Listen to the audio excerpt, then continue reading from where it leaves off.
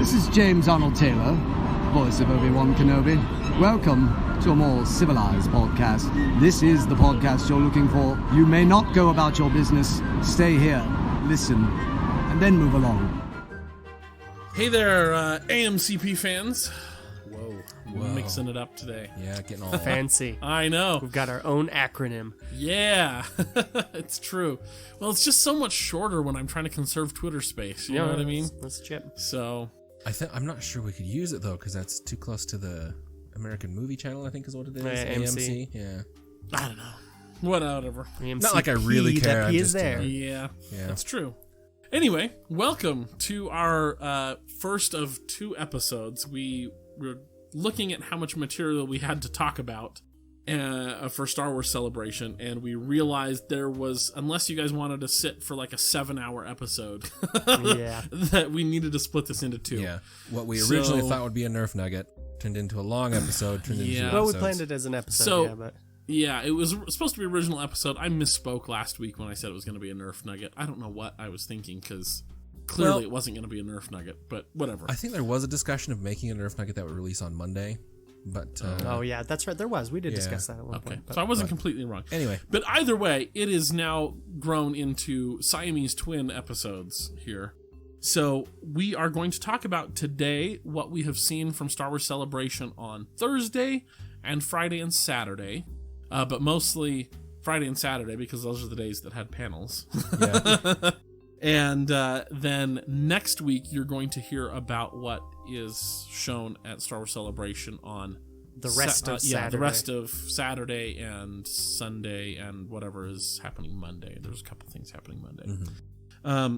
So we're going to talk about Disney Plus. We're going to talk about Fantasy Flight Games, Vader Immortal, Jedi Fallen Order, and then we're going to punish you by putting episode 9 at the very end of all of that. The old trick of making our listeners wait till the end to hear what they actually want to hear about.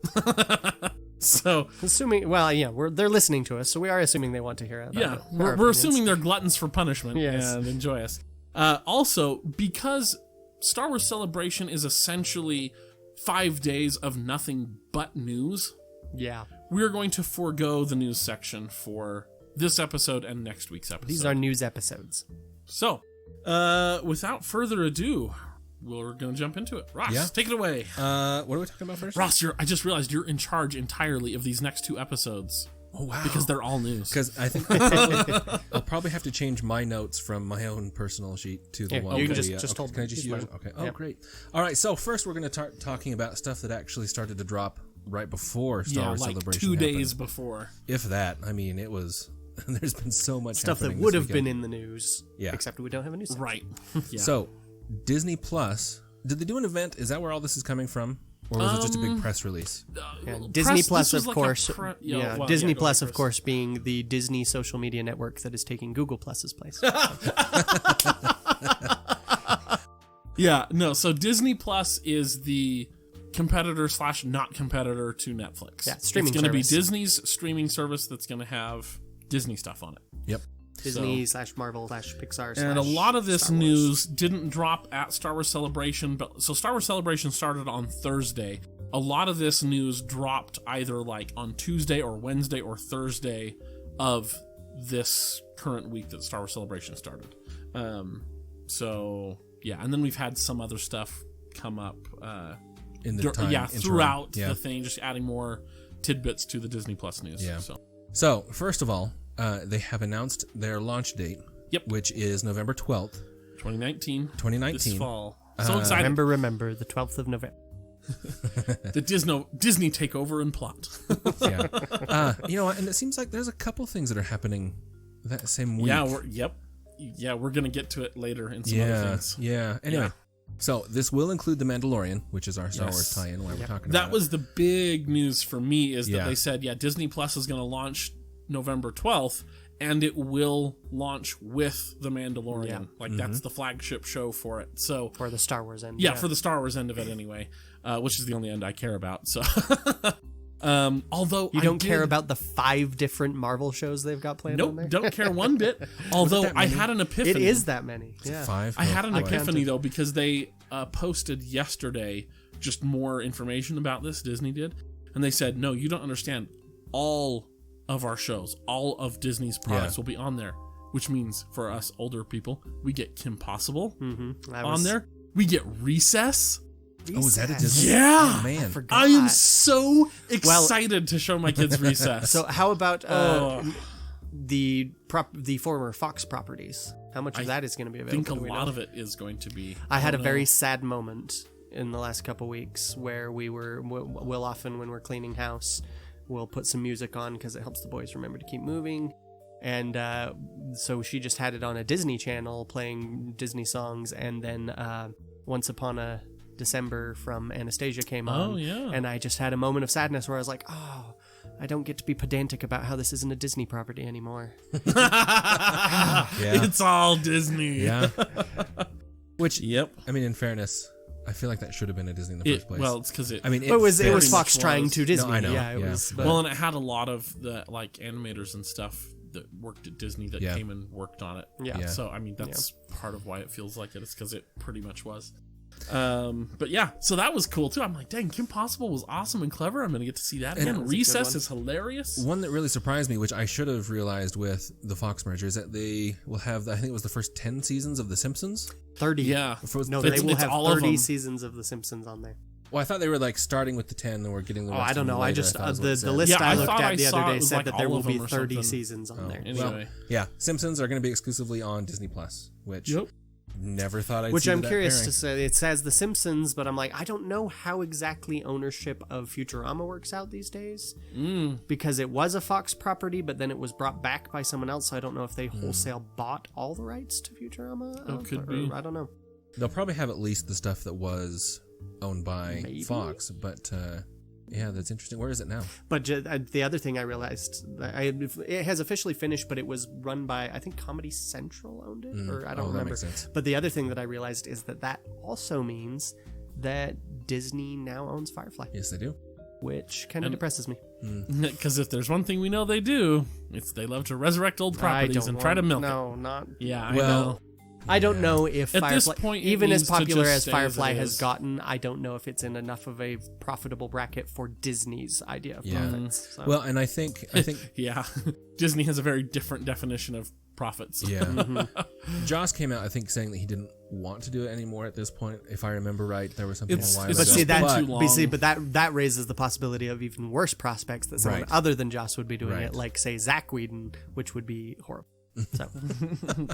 No offense to Zach, but offense meant. Anyway. So that's The Mandalorian. Oh, we also saw the little logo for it as well. So in the A that follows the D in Mandalorian, there's like the little silhouette of him looking all cool or whatever. Yeah. That's basically the logo. So. Well, there wasn't any other news about The Mandalorian other than that, though, correct? I don't think so. I mean, there's just the other stuff we've talked about, IG-88 and stuff. I think, isn't there like a panel tomorrow? We're recording this on the Saturday of... Yeah, we're recording this Saturday after some panels. Yeah. There may yet be revelations about the Mandalorian. So, yeah, there's a Mandalorian panel happening tomorrow, Sunday, the 14th of April. Yeah. Which will get talked about definitely next Wednesday. Yep. So, listen there for more Mandalorian news. Continuing on, so the Cassian Andor series that we talked about several weeks ago, and we had the question as to whether Alan Tudyk was returning or not. It's been confirmed that he is. Yay! Yeah. So I watched the little Star Wars show interviews that they do in between panels, and they had Alan Tudyk on one of them, which was kind of fun. And he's Alan Tudyk, so every word out of his mouth is just comedy gold and delightful.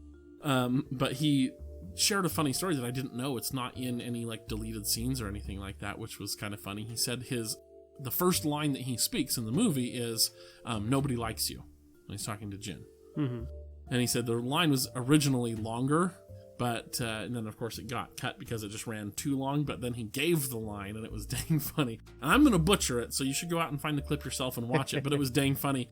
But he's just like, because they asked him what the line was, and so he says, "Well, nobody likes you. They talk about you behind your back. And then when you come here, they stop talking. Or then when you come around, they stop talking. But as soon as you leave, they start talking about you and say bad things again. You know, like, it just, like, goes on like that for a while. It was dang funny hearing, and of course, I'm not nearly as funny as Alan Tudyk, but hearing him do it in his little K2 voice, I was dying. I'm like, I can see why they cut it, but it's nice to know that that's there. That's totally in my head canon now, that K2 just goes on and on about how nobody likes you. I mean, that's fairly accurate. Yeah. Yeah. Well, yeah. And it looks like, so you put in these notes, it looks like the release date is 2021. Yep, they announced that. Okay. They didn't announce it like on a panel or anything like that, Right. but Disney came out on, I'm trying to remember if I saw it on Facebook or Twitter, but an official Disney account said 2021 for that series. Right. So it's going to be crazy. So this year is 2019. This fall we're getting season 2 of Resistance, season 1 of Mandalorian, episode 9. Then next year, 2020, we'll get season 3 of Resistance, presumably.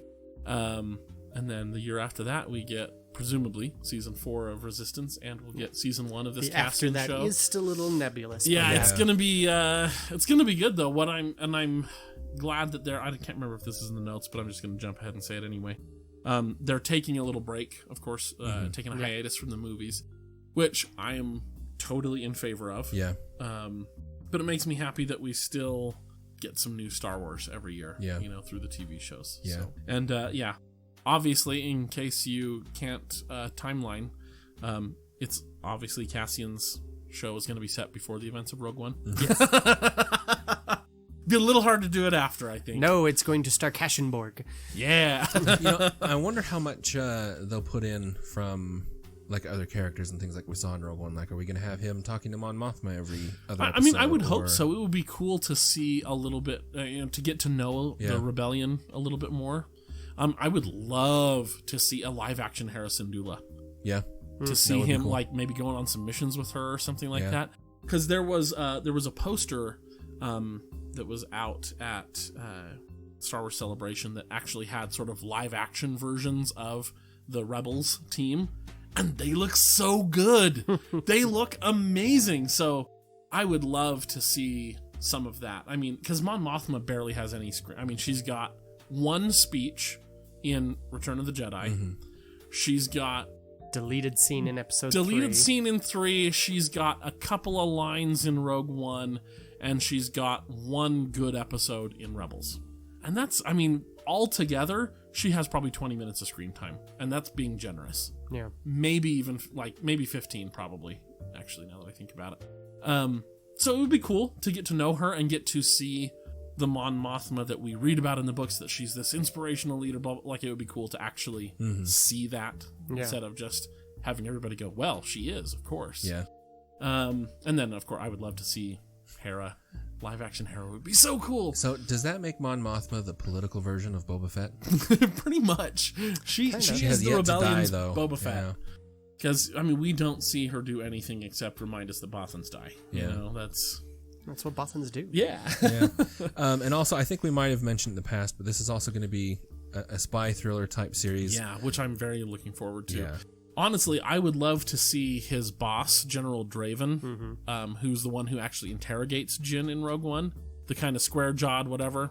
I would love to see more of him, and because, I mean, he's clearly a dude who's okay with getting his hands a little dirty. I mean, he's the one who tells Cassian, yeah, scrub this guy. The second we see Galen Erso, take him out.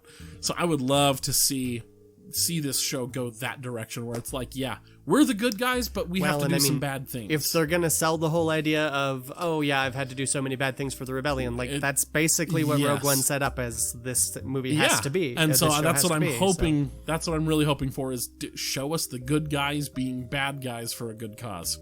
You know, I want to see the tough choices, like you said, being made. That it's like, yeah, you know, yeah, oh, give me that. That's what I want. So. Yeah.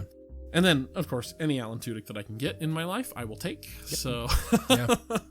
because Which he's is why awesome. he's tied up in your basement right now. Yes, Chris. That's it. You don't get to see him now. Oh no! Yeah. Yeah. And then just finally with Disney Plus, the entire Star Wars saga is supposed to be up and running not on just there. the saga, it's the franchise. Well, right. It's literally everything. It is Everything. all of the live action movies. It's the entirety of Clone Wars. It's the entirety of Rebels. Presumably Resistance will go on there. It's got Yeah, to. my guess is it will show up there Yeah. a week after it airs on TV or whatever for the new episodes, and it's only $6.99 a month. So I'll be getting it. Or $70 a year. $69.99 for a year. Yeah. Oh, is that what it is? Oh, Yeah. wonderful. So you Well, can save 2 you months if you save- pay a year. yeah. at a- Sweet. Yeah. I will be doing that. But the all of that should be up within the first year. So not all of it will be up at launch, but coming. I shortly think after. Star Wars is, though. I believe that was one of the things that I could be wrong. I Well, could but be I mean, wrong, and but I'm I like, think- just with the entire Star Wars franchise within the first year, I'm sure there'll be a few properties that they can't for whatever reasons, Oh. or they just don't get around to. could be. And I'm sure it'll probably be all the main movies. Oh, but that actually does bring up another interesting point. With Disney buying Fox, they now have the rights to Episode 4, which they didn't have before. They didn't, did they? Yep, when Lucas made Episode 4, Fox got the rights in perpetuity Huh. to it. So any sort of licensing, any sort of like putting it on TV, like syndication or whatever, that was all done through Fox. But now that they have bought, But they've Fox, still been able to use the sound for those Disney. right. And so like, but that's the thing is they had to cut a deal with Fox to do Ah, it. I see. Okay. But now that they own Fox, it is in their pocket with the rest of the family. Mm-hmm. Or more like now that Fox doesn't exist and they own what it used to own. Yeah. Yeah. Yeah, that. Now that they've cannibalized the corpse of Fox. Now that Fox exists basically as a channel with a news station, and that's about it. Correct. So anyway, yeah, that's pretty exciting news. I'm looking forward to it as well. If for no other reason than it makes watching the Clone Wars easier to have it streamed, because then you can quickly go through to the next chronological episode and then backtrack and whatever. Yeah. They also showed with their announcement of Disney Plus though, all of the properties have a good like tab on them. They had a Star Wars tab, they had a Marvel tab. It's they a had really cool. Yeah, they Disney put a picture proper. of like the homepage or whatever for it, and really well organized. I like the way it looks. It looks good and slick, so should be pretty good. I'm excited. Also, for your information, apparently there's going to be a Lady and the Tramp live action remake. Oh yeah, I heard about that. Yeah. I hate the Disney live action remakes. I don't know why. I I'm- know why they keep doing this. Yeah. I don't know why people keep going to these. That's Exactly. I'm anti all the live action everything for Disney. Their remakes anyway, and especially like Beauty and the Beast, man. Like, what? It is a Disney masterpiece for a reason. Leave it alone. I can see with some of the older ones. You know, it doesn't shock me that they did it with Jungle Book. And I that one almost turned out divorced all my right, wife but- when she told me she likes the live action Beauty and the Beast better. I know, right? I was like, get out of my sight, woman. Oh, it was terrible. But next is my turn. Oh, as if I wasn't talking enough already. But Fantasy Flight Games did their panel today, Saturday.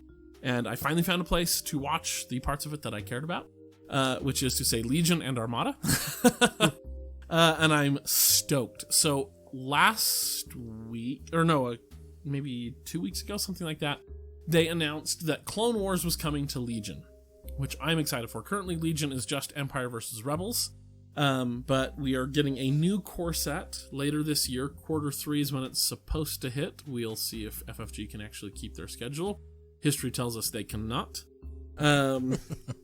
But you get 2 groups of battle droids, 2 groups of clone troopers, 1 BARC speeder, 2 droid Decause units, but it's 4 models, 2 of them deployed and 2 of them rolled up.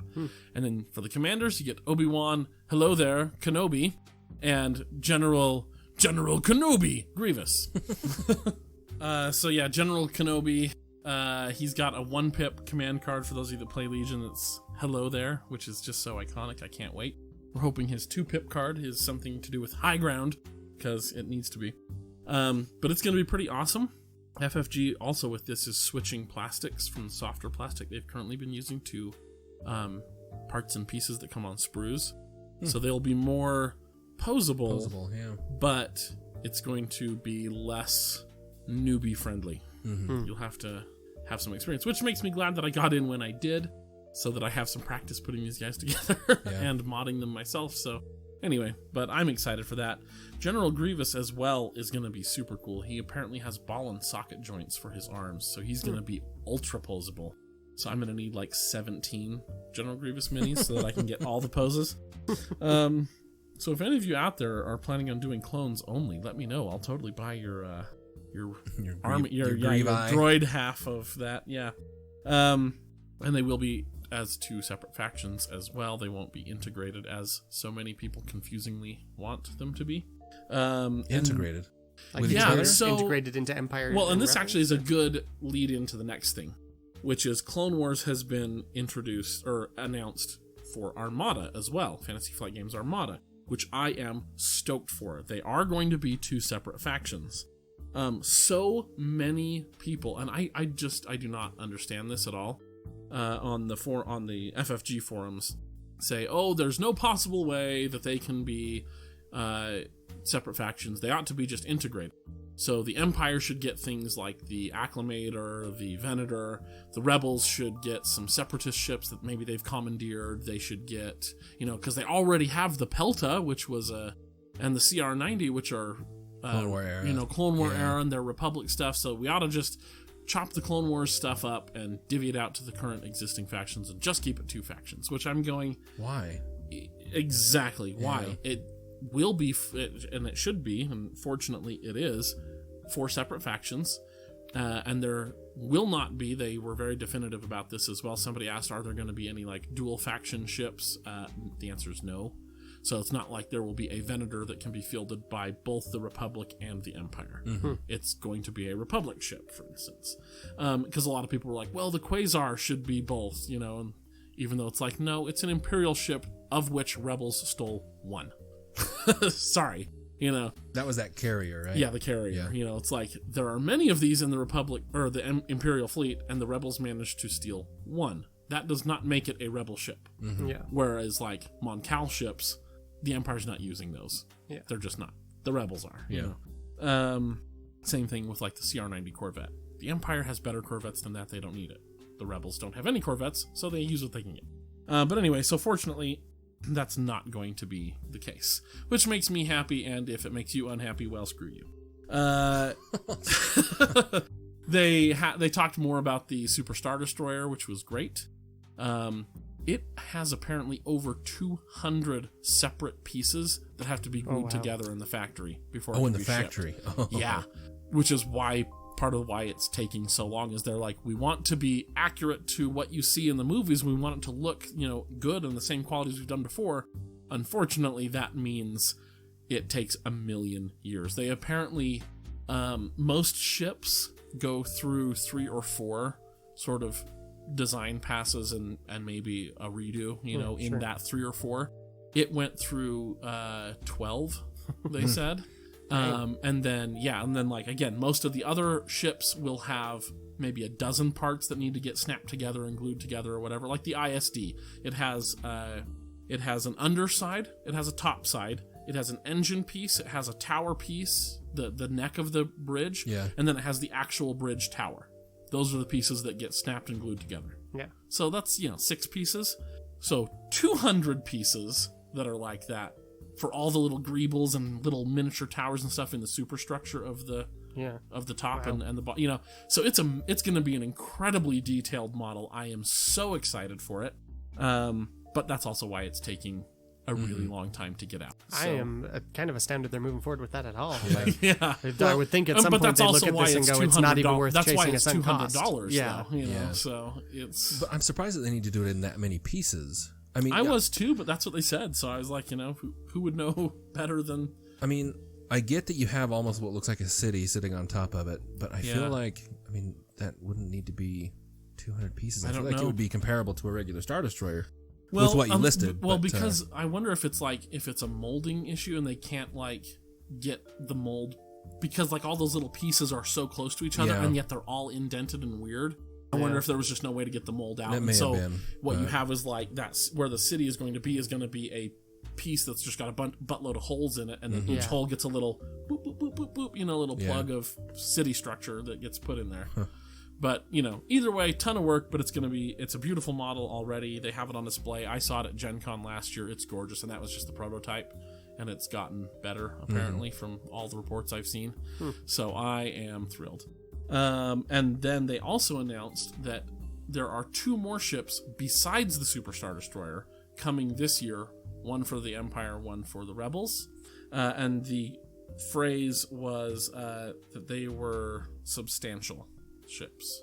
So not like flotillas or something like that, which was, well, that was the speculation, is that you'd have like the Dornian gunship, which is just a teeny little thing, maybe as like some sort of combat flotilla for the game or something like that, but apparently not. So speculation is wild. My speculation for the Rebels is that it'll be the Mon Ramonda, the MC-80B, or possibly the Starhawk, but that seems like it seems from the way they phrased that this is going to be another actual wave, so that the ships would be comparable, unlike the Super Star Destroyer, which is not a wave, it's just its own special release. Yeah. I still think they'll come out with the Starhawk for the Rebels. I think it'll just be another special release down the road. Yeah. So I don't know what the Imperial could be. If it's a substantial ship, my best guess is some other variant of the Imperial Star Destroyer, but I don't know how. Do you think? I mean, because they already did that once with the Chimera, and it's like, and people bought it. How many more ISD models can you really take? Like, I already own 3. I don't know that I would need more than 3. Mm-hmm. I mean, maybe with the 1,200 point limit, I could get like 1 more, but I'm not going to be like, oh, I want 5 of these, or whatever. So I don't know. Who knows what it'll be? I'm looking forward to it. Do you think that they would mash the Resistance into the Rebellion? No, my guess is that we will, and this is why I'm not really surprised that Armada went into the Clone Wars, because the Civil War era has been pretty much picked over. There's only a handful of ships left. Right. Yeah. Like, there's the Super Star Destroyer, there's the Imperial cruiser, whatever, support cruiser, I can't remember the exact name. Essentially, it's the old EU Dreadnought that then was brought into like 10 frames of the season finale of Rebels. So it's there, it's in canon now, we can use it, wonderful. So there's that ship for the Empire. Then for the Rebels, I guess there's the Mon Ramonda, there's the Dornian gunship. That's about it as far as I can think of for the Rebels, as far as canon ships go. And we have seen enough evidence of this that I'm pretty sure this is policy, even though they won't come out and say it, is that once Disney bought Star Wars, only canon stuff has been produced, period. Nothing. If you look at FFG's production history, everything that was not canon was produced before Disney's purchase, and they haven't produced a single thing out of canon since. So I'm going, okay, so all of your EU heartthrobs for ships that you want in the game, they're not going to happen unless they come from a canon source. Yeah. And so looking at canon sources, we've got, like I said, 4, maybe 5 ships left for the Civil War era. That's not enough to keep your game going. And it is a profitable, sustainable game. What do we have for the sequel era? We have the Raddus. We have those we have the 2 other little support ships. Yeah. For the First Order, we have a Star Destroyer, the Resurgent class. We have the big destroyer one with the big cannon on the bottom. What they called a dreadnought. The Dreadnought. There we go. We have Snoke's command ship. which would be your table, which would be a Super Star Destroyer level thing. Yeah, so they're not going to start with that. So we've got 7 ships between 2 factions. That's not enough. Well, see, that's what I'm saying, is maybe they would take the sequel stuff and just kind of add them in. Maybe keep because this is what they did with X-Wing. With X-Wing, they were like, oh, we have a First Order TIE fighter. You know what? The Empire is just going to get that. And we have Poe's X-Wing. You know what? The Rebels are just going to get that. Until they had enough ships, and they said, and people kept saying, why don't we just make these their own factions? We've got enough ships, and now they've split. Now they're their own deals. And then with Legion getting the Clone Wars announcement, where they said, no, these are not going to be the Empire's using old clones as cheap units, or the Rebels are getting old droids that they found in a factory. No, these are just their own factions. They're not going to do that with Armada. And of course, they announced with the Clone Wars, nope, these are going to be their own factions. So they're not going to put sequel stuff in there.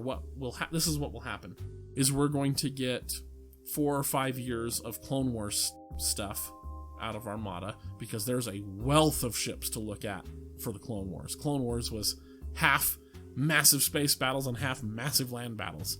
And especially if you look at the Clone Wars TV show, tons of ships to pull from. So we're going to go through and we're going to exhaust the Clone Wars. 5 or 6 years down the road, Resistance will be over with. We're going to have a ton more canon material to work with for the sequel era, and then we'll get sequel ships for that. That's what's going to happen. I'll put money on it. So, And then the last thing, which I'm excited for, the Rebellion in the Rim expansion for Armada. I'm excited. It's a new expansion, kind of like the Corellian Conflict. No plastic in it, no ship models. It's just some new objectives and new terrain pieces, which are super exciting.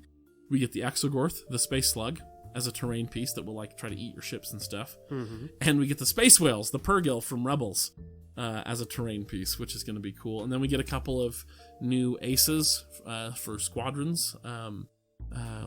And then we also get Lando for the Falcon and IG-88B for IG-88 were the two that they showed. But we also get some new officer upgrades, which is cool. So hopefully this is a tease that maybe they'll start giving us officer upgrades and maybe new ship titles and things in future, maybe just single box cardboard expansions.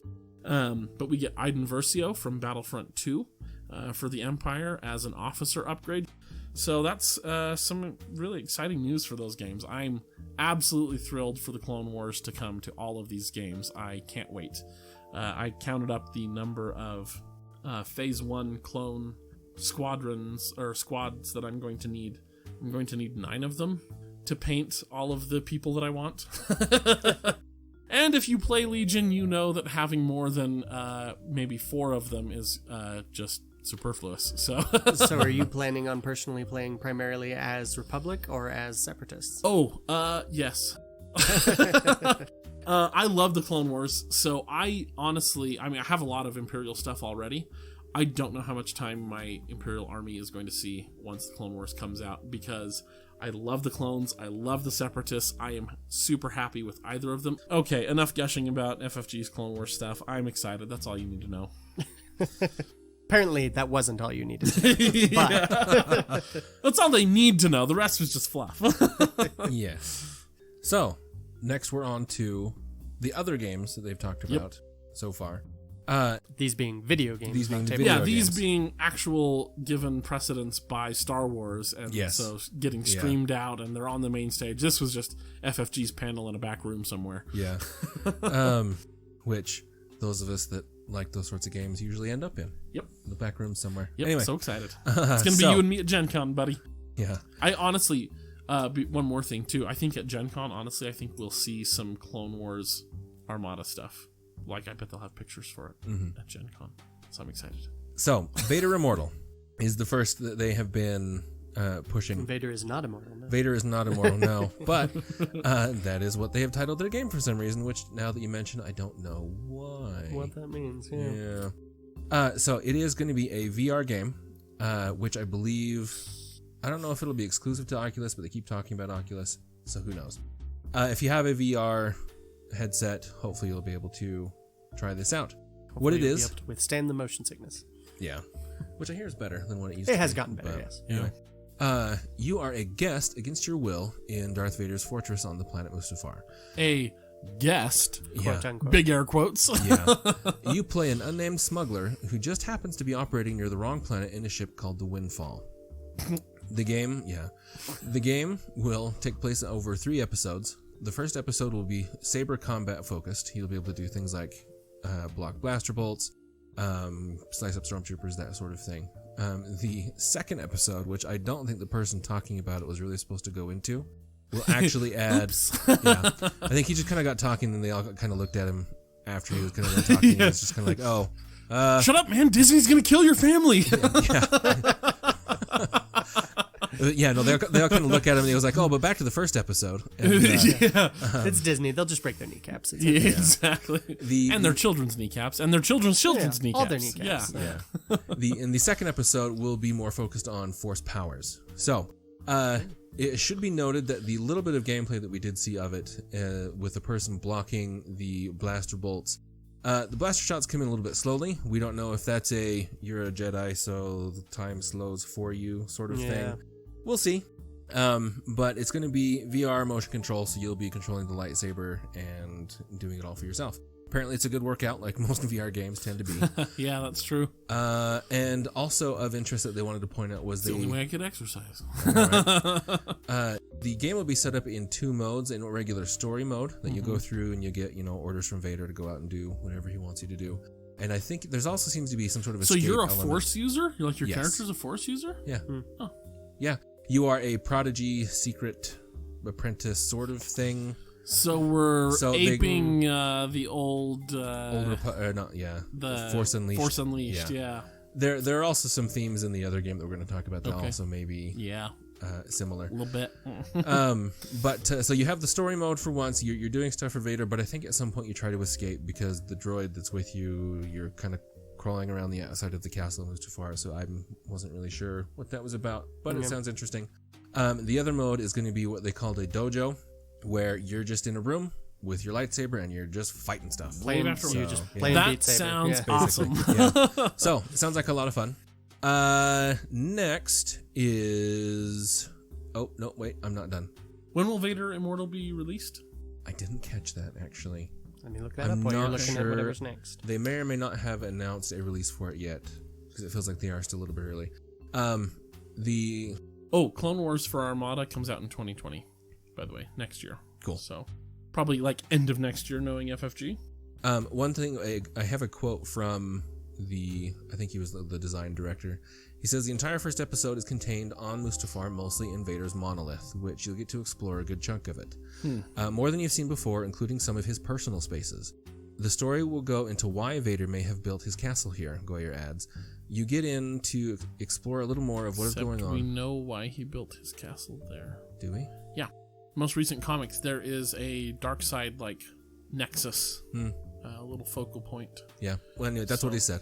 But he we continues... talked about this before, actually, when he has the little Force vision of like the Emperor over his head, like the Emperor did the virgin birth thing. Mm-hmm. It was that's why he built it there, is to access like these deeper Force powers or whatever, and that's what he was shown.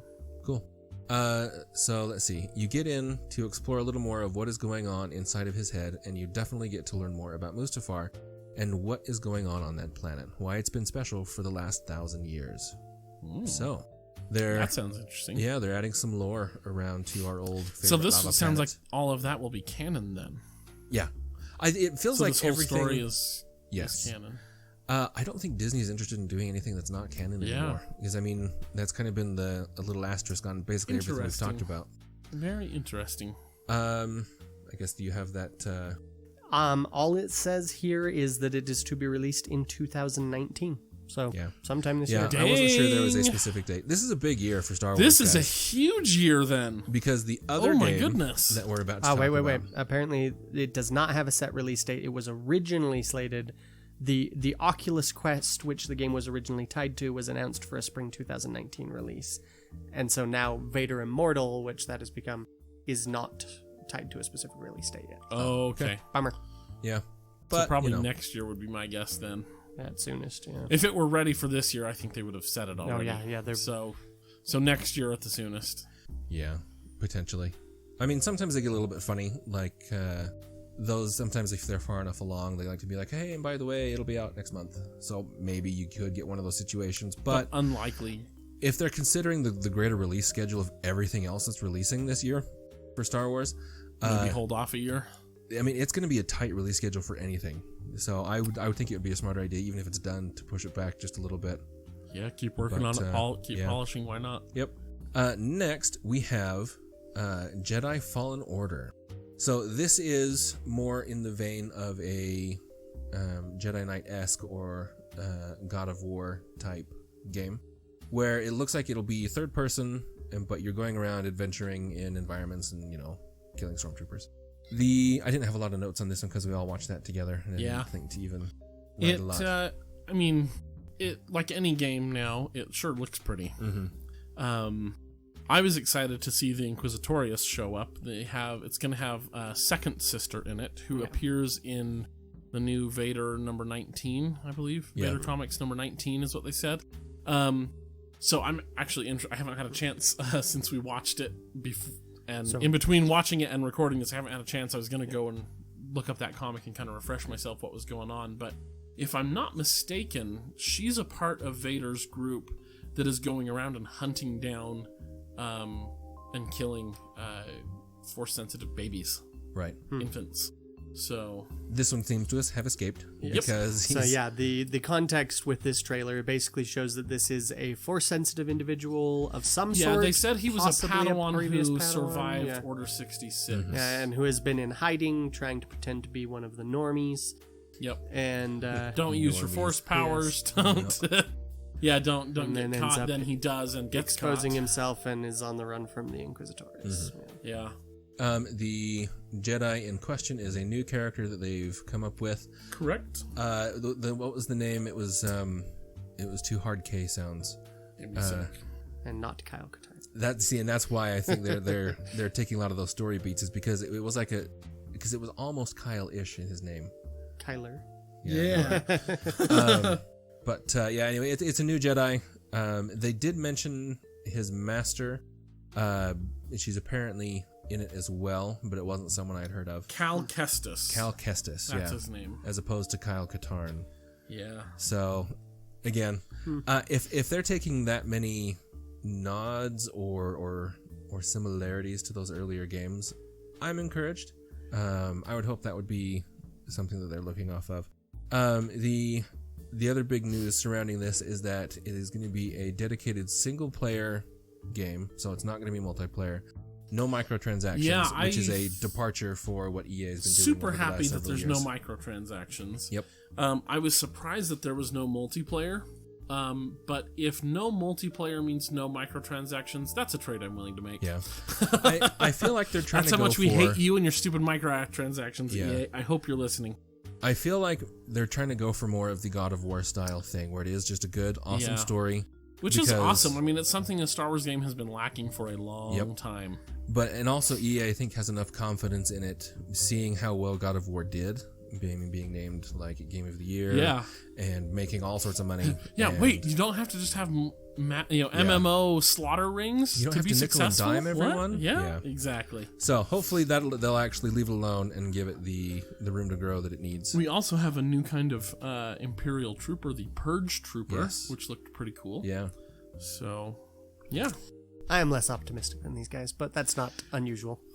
Well, I am cautiously optimistic, I would say. I'm not even that. It's EA, so I will not be pre-ordering. I won't be buying it. I won't be doing anything. I won't touch this game until several months after its release, and then I'll have time to see what other people say. I am cautiously pessimistic. I am assuming that this is not going to be good because it is coming from EA.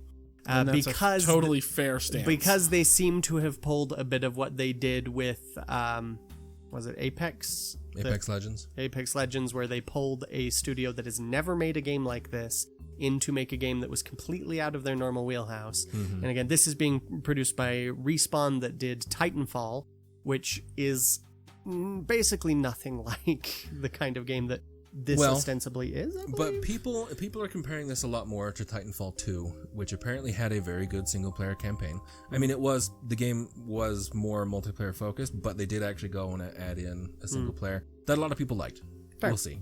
So, I mean, it's up in the air. It's, again, probably don't pre-order it. Wait for But then reviews. again, a lot of people buy Call of Duty too, and who knows why. My secret to analyzing games and seeing if they're good or not is seeing how far ahead the review embargoes lift. So companies, publishers will tell reviewers, you can't review, or you can review this game, but you can't release your thoughts and impressions until a certain day. If the company is confident in it, it'll be weeks to a month ahead. If they're not confident in it, it'll be the day of. So, would you get the same thing with movies? DC did that with Batman v Superman and Justice League, where review embargo right up until release.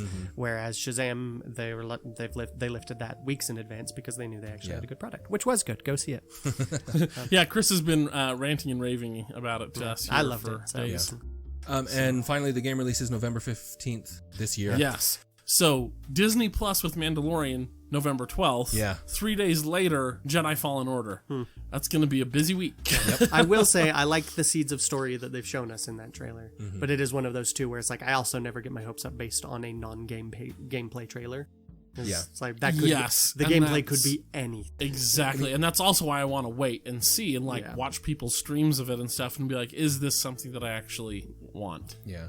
They did have one section that wasn't cinematic, but it was probably an in-engine non-player controlled section. So it's probably a little bit more indicative of what you're going to see. But again, don't take all of your conclusions off of that. So all non-gameplay video game trailers show you is that the company involved can make a movie.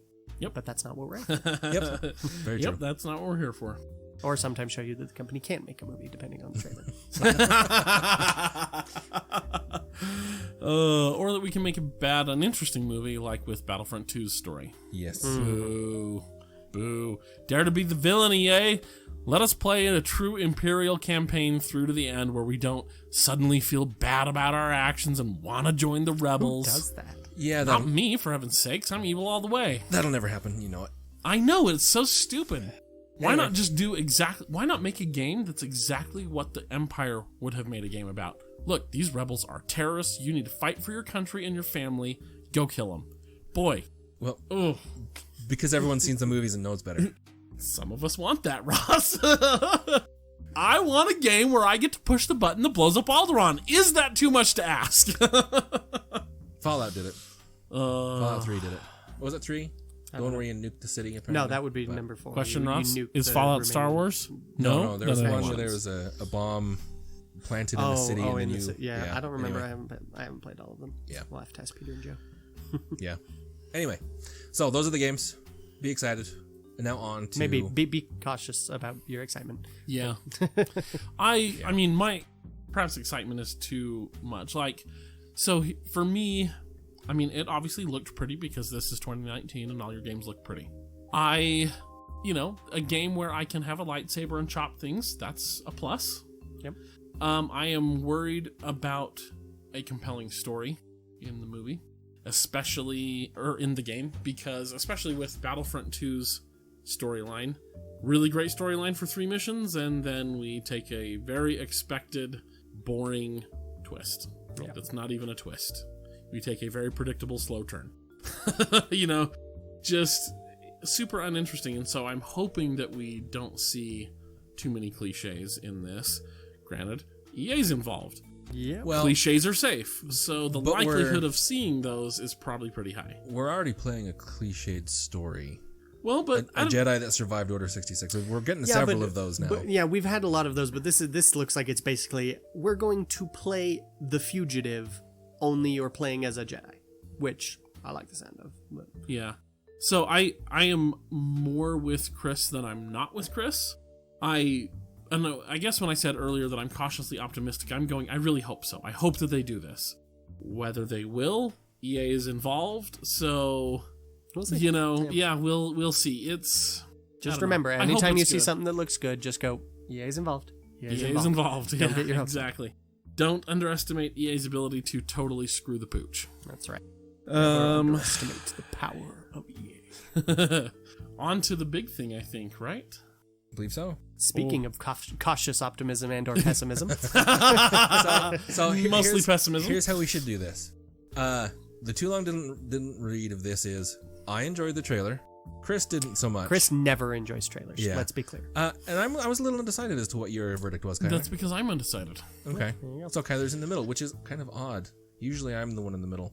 So But, I liked the trailer more than Episode 8's trailer, Yeah, I but hated less than Episode Episode 8's 7's trailer. I hated Episode 7's teaser. I liked its later trailers. Yeah. I disliked Episode 8's teaser and first trailer, and I never watched any more of its trailers. Yeah, so I watched all the trailers for Episode 7. I only watched the first teaser trailer for Episode 8. Yeah. And For two reasons. One, because it didn't grab me at all. I was like, this looks terrible. This does not look interesting. I don't like where it looks like they're taking this story. And then also, I had challenged myself at the time. I'm like, I wonder, though, if having watched all of 7's trailers sort of lessened my excitement or enjoyment of the movie because I'd already seen so much of it. So with Episode 8, I was like, okay, I've seen one trailer. I'm not super impressed. I'm not going to watch anything else. I'm going to let the movie tell its story at its own pacing and timing, and we'll see if that, maybe just they pulled bad cuts for this first teaser trailer for 8, and maybe that's why I didn't like it. So we'll wait and see. And then I saw the movie, and I was like, no, my gut feeling was correct. So with Episode... Your gut feeling was that you liked it because it was amazing? I don't No, it remember was that. terrible, Chris, actually, in fact. And so with this movie, I'm getting more episode 7 vibes, probably because JJ was the director, which makes me happy because I enjoyed 7 far more than I did 8. I'm overall positive with 7.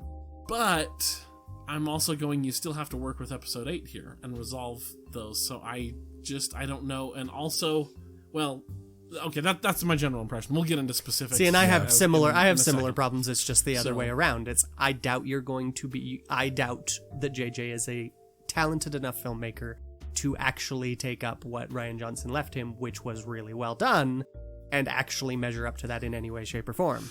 There's a reason that when we record, Chris and I are on opposite sides of the table. It's very representative of our meta on this podcast.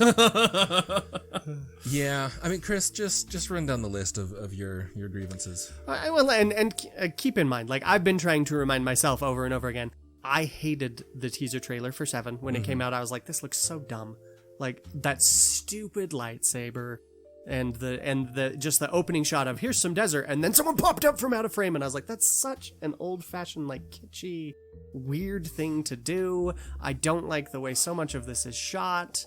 And then I liked the movie well enough, you know. And then episode 8 again, I was just like, I don't like either of these trailers. I'm not even gonna look at it anymore, and I loved the movie. So I watched it yesterday, and I went.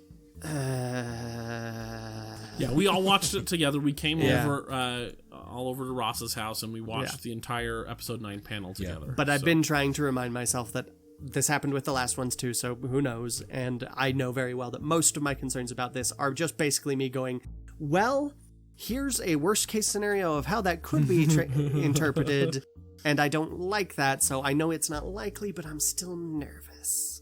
So, I mean, yeah. I have lots of little things. It's like watching the opening, I just kind of sitting there watching it going, okay, more desert planets. Yay. Well, and whatever. I was thinking maybe we just kind of go through scene by scene and talk about it. Let's do that. And, kind of thumbs up, thumbs down. I'll pull it up. And that's what I was just going to as well. But if you've... I got my sound off already. So Ross, what about you while Chris is getting that ready? I was in favor. I'm ready for the hype train to start, you know, and I think choo choo. I'm in the first passenger car on the hype train. We're having a blast. I have enjoyed what JJ's done.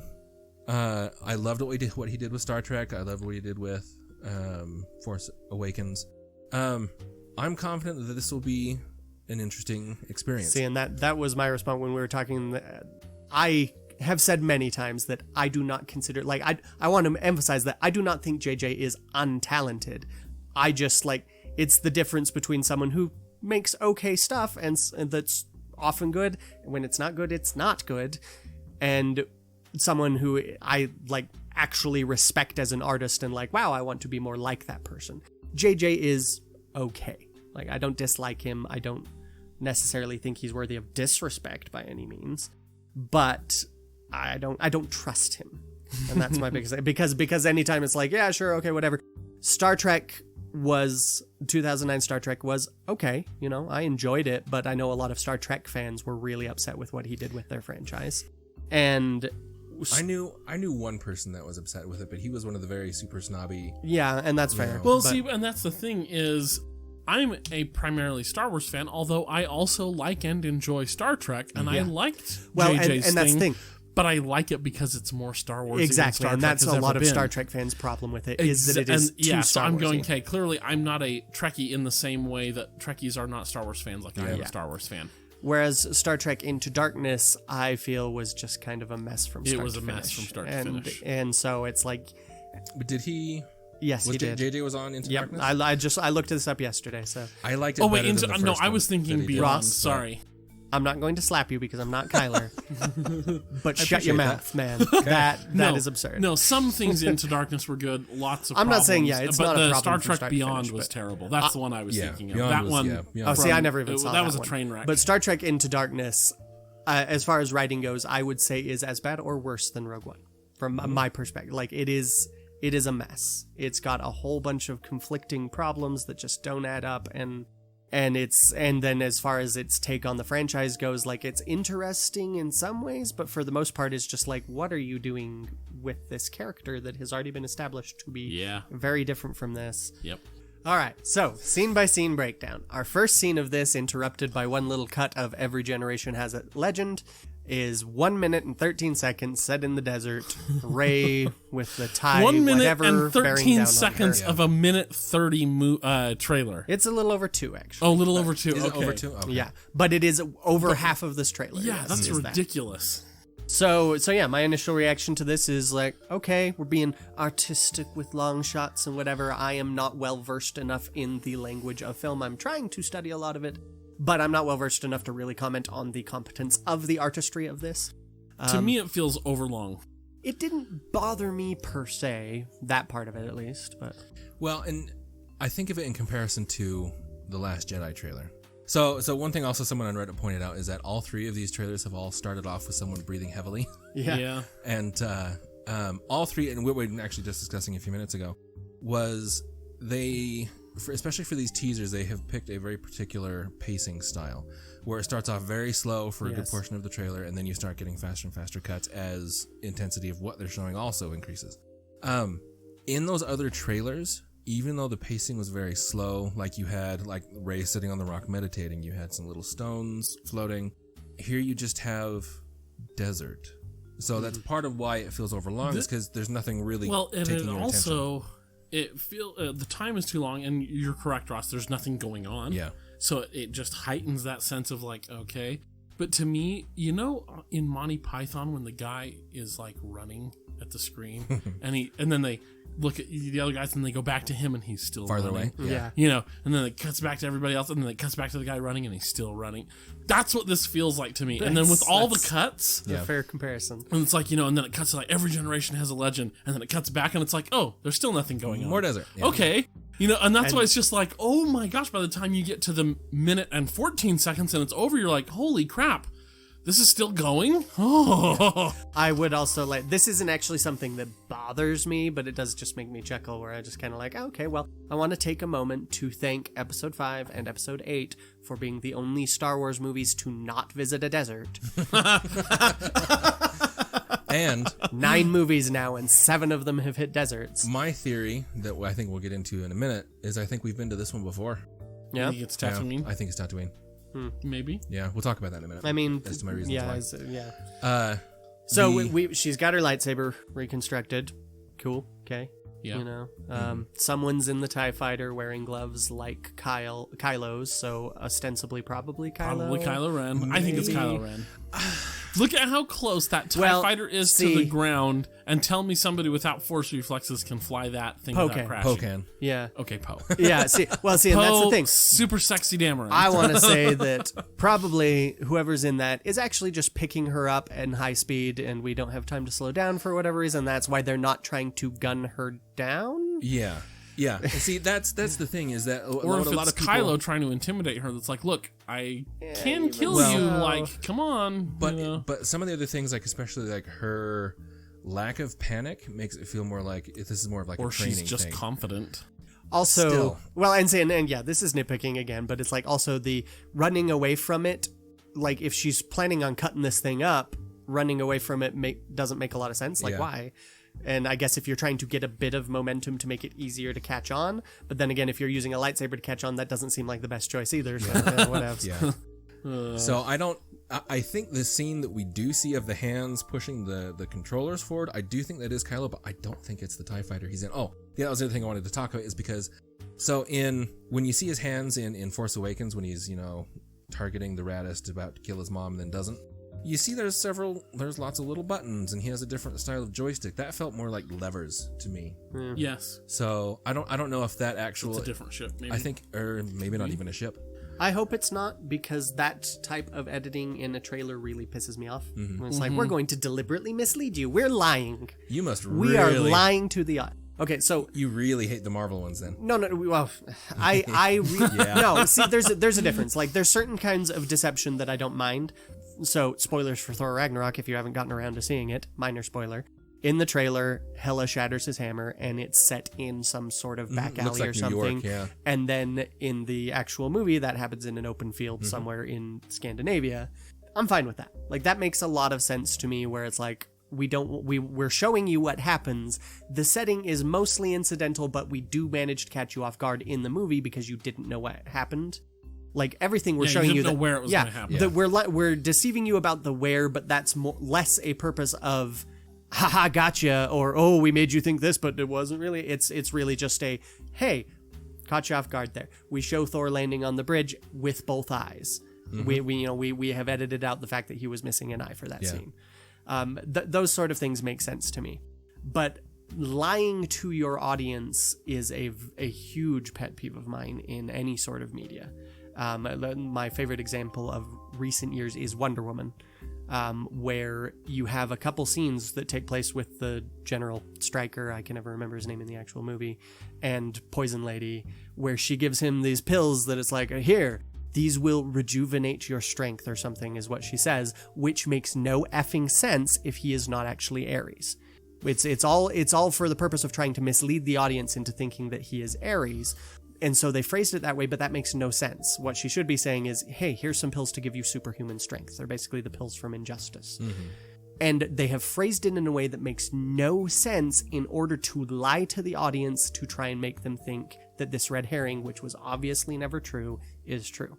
And that movie does that like 3 different times. It lies to the audience in favor of trying to pull off some red herring or keep you in the dark about something that you should have seen the way they framed things. It's bad writing. It annoys it, and it really is a small thing, but it is a pet peeve of mine. So if that is going on here, if they've just cut in a shot of Kylo Ren's hands just for the sake of making it you think, oh, looks like it's Kylo running her down, that pisses me off. That's like, no, you could have just left that out. We would have a TIE fighter. We don't know what's in it. It would have still been a mystery. Yeah.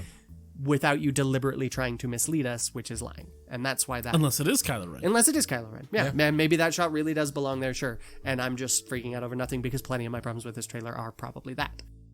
But, yeah, it should be said that, obviously, we have not seen Episode 9, so we have no idea for the context of the trailer, and this is us just rampant speculation running wild, so just buckle up for that.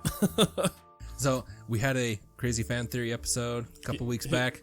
Yep. Yeah, here's ours. Yep. So, where will we go next? Okay, so after that scene where we have an impressive-looking jump from Rey, admittedly, we get another title card. I didn't personally like the jump. Really? To me, yeah, it seems a little Marvel-y. For me, it's why haven't we seen this before? We have, but doing the whole slow down, slow motion thing, I don't know, it just seems kind of Marvel superhero, which that's not what I'm looking for in a Star Wars movie. It's slowing down action in the middle has been a pretty common standard since the Matrix movies. But not in Star Wars. No, that's fair. That's a good point. I'll grant you that. But neither was flashbacks until the last movie. Well, so I mean, there have been some dramatically used flashback slowdowns here and there in Star Wars, but yeah, not in the middle of the action like that. I'm trying to think of any. At the beginning of the Power Ranger fight in Episode 8. Oh, that's right. There's a slow motion turn there, and I think that's a pretty effective use of the slow-mo there, where you're slowing down at the beginning and it's lingering on the particular dramatic moment of, are they about to fight or are they fighting them? And that's good use. True. Whereas again, I would compare to Wonder Woman. Wonder Woman slows down in the middle of a lot of fight scenes, but there are always moments where I go, why did we slow down here? Like these are the least interesting moments of the fight where you chose to, like, instead of when she's connecting with the enemy, when it's like going to kick someone in the head, it slows down for the wind up to the kick and then speeds back up again for the kick, and it just I don't get the rationale behind it. I'm not, I'm not any sort of expert in cinematography or any of the visual language of movies, so I don't know. But for me, the first minute 13 is a giant thumbs down for the movie. Like, it's too long, it's uninteresting, and then we have a jump that feels out of place for Star Wars. For the trailer. For the trailer, sorry. So, it was just a thing for me, like, for the most part. Her sudden turn was one moment that reminded me of the Force Awakens trailer, the pop-up out from frame where she just suddenly, turn, and get into pose, and I was like, and then, like, and wait, and look behind me, and okay, and I was like, did you need to turn that quickly? Like, was there a purpose to that? Anyway. So, next shot after that is an A-Wing flying through some clouds down to some sort of city or something. I'm not convinced it's an A-Wing. In the dark. It's an A-Wing, dude. Well, Come on. I was watching someone else go through kind of frame by frame, later. I forgot the This Christmas title card that passed between this. There is one shot where you get to see a little bit more of the belly. It might still be an A-wing, and we're seeing. Maybe it's a new generation. You know how sometimes those vertical fins on the back they can tilt. Mm-hmm. It might be that they're just tilted in a funny way, but it looked a lot more square than what an A-wing does. Fair enough. It's an A-wing. That shot may not be. It is an A-wing, Ross. I mean, we see an A-wing in several other things, but promise you, it's an A-wing. Why, Ross? If it's not an A-wing, and when we see it this December, I'm going on air on record for this, Ross. Okay. Give me some sort of evidence other than there are 2 points. No. I want to hear what he's going to promise here. Wait. If it's not an A-wing, you your choice of food from Cafe Rio. And if it is an A-wing, load up those nachos with whatever you want. I don't care. If it is an A-wing, I won't care because I'm just saying it doesn't necessarily have to be an A-wing here. But it is. We don't know. Kyler's very confident. I'm looking forward to this. I will remember. I won't.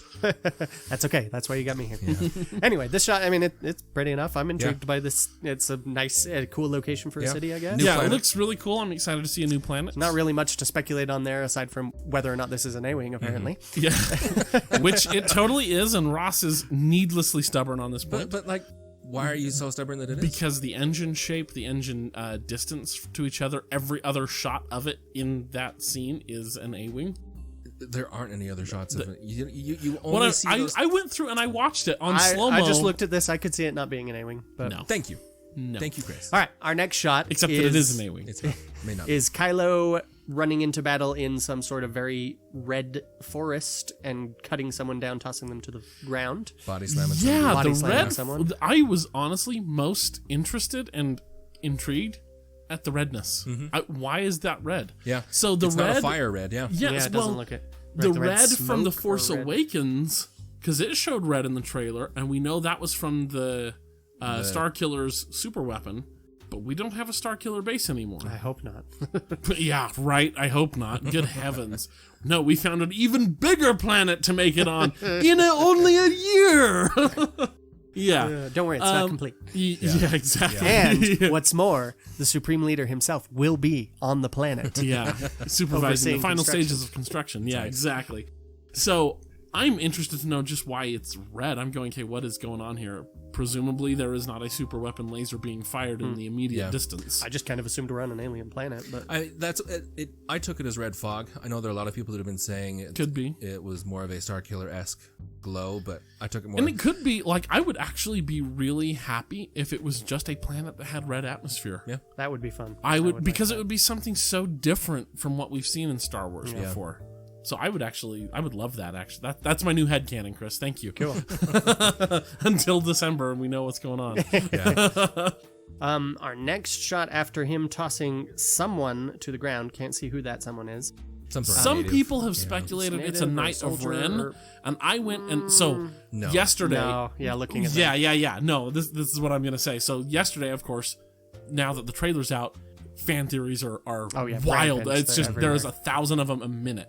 And so I saw that it was like, oh, it looks like you might be fighting Knights of Ren, and I'm like, really? I must have missed it. I'm gonna go back and watch this. Dude doesn't have a lightsaber. Really cool. Yeah, he has a club. Yeah, and so I went back and looked at it. I'm like, no, he looks like a poor peasant who like grabbed a table leg, exactly, to like go fight Kylo Ren. You know, it's totally not a Knight of Ren, and that's how I know it's an A-wing, Ross. I watched this on the slowest speed available on YouTube to analyze frame by frame. That's what I'm currently looking at. YouTube doesn't let you go frame by frame. I tried it's going quarter speed. I know, yeah, the quarter speed, yeah. And I agree that it could still not be an A-wing.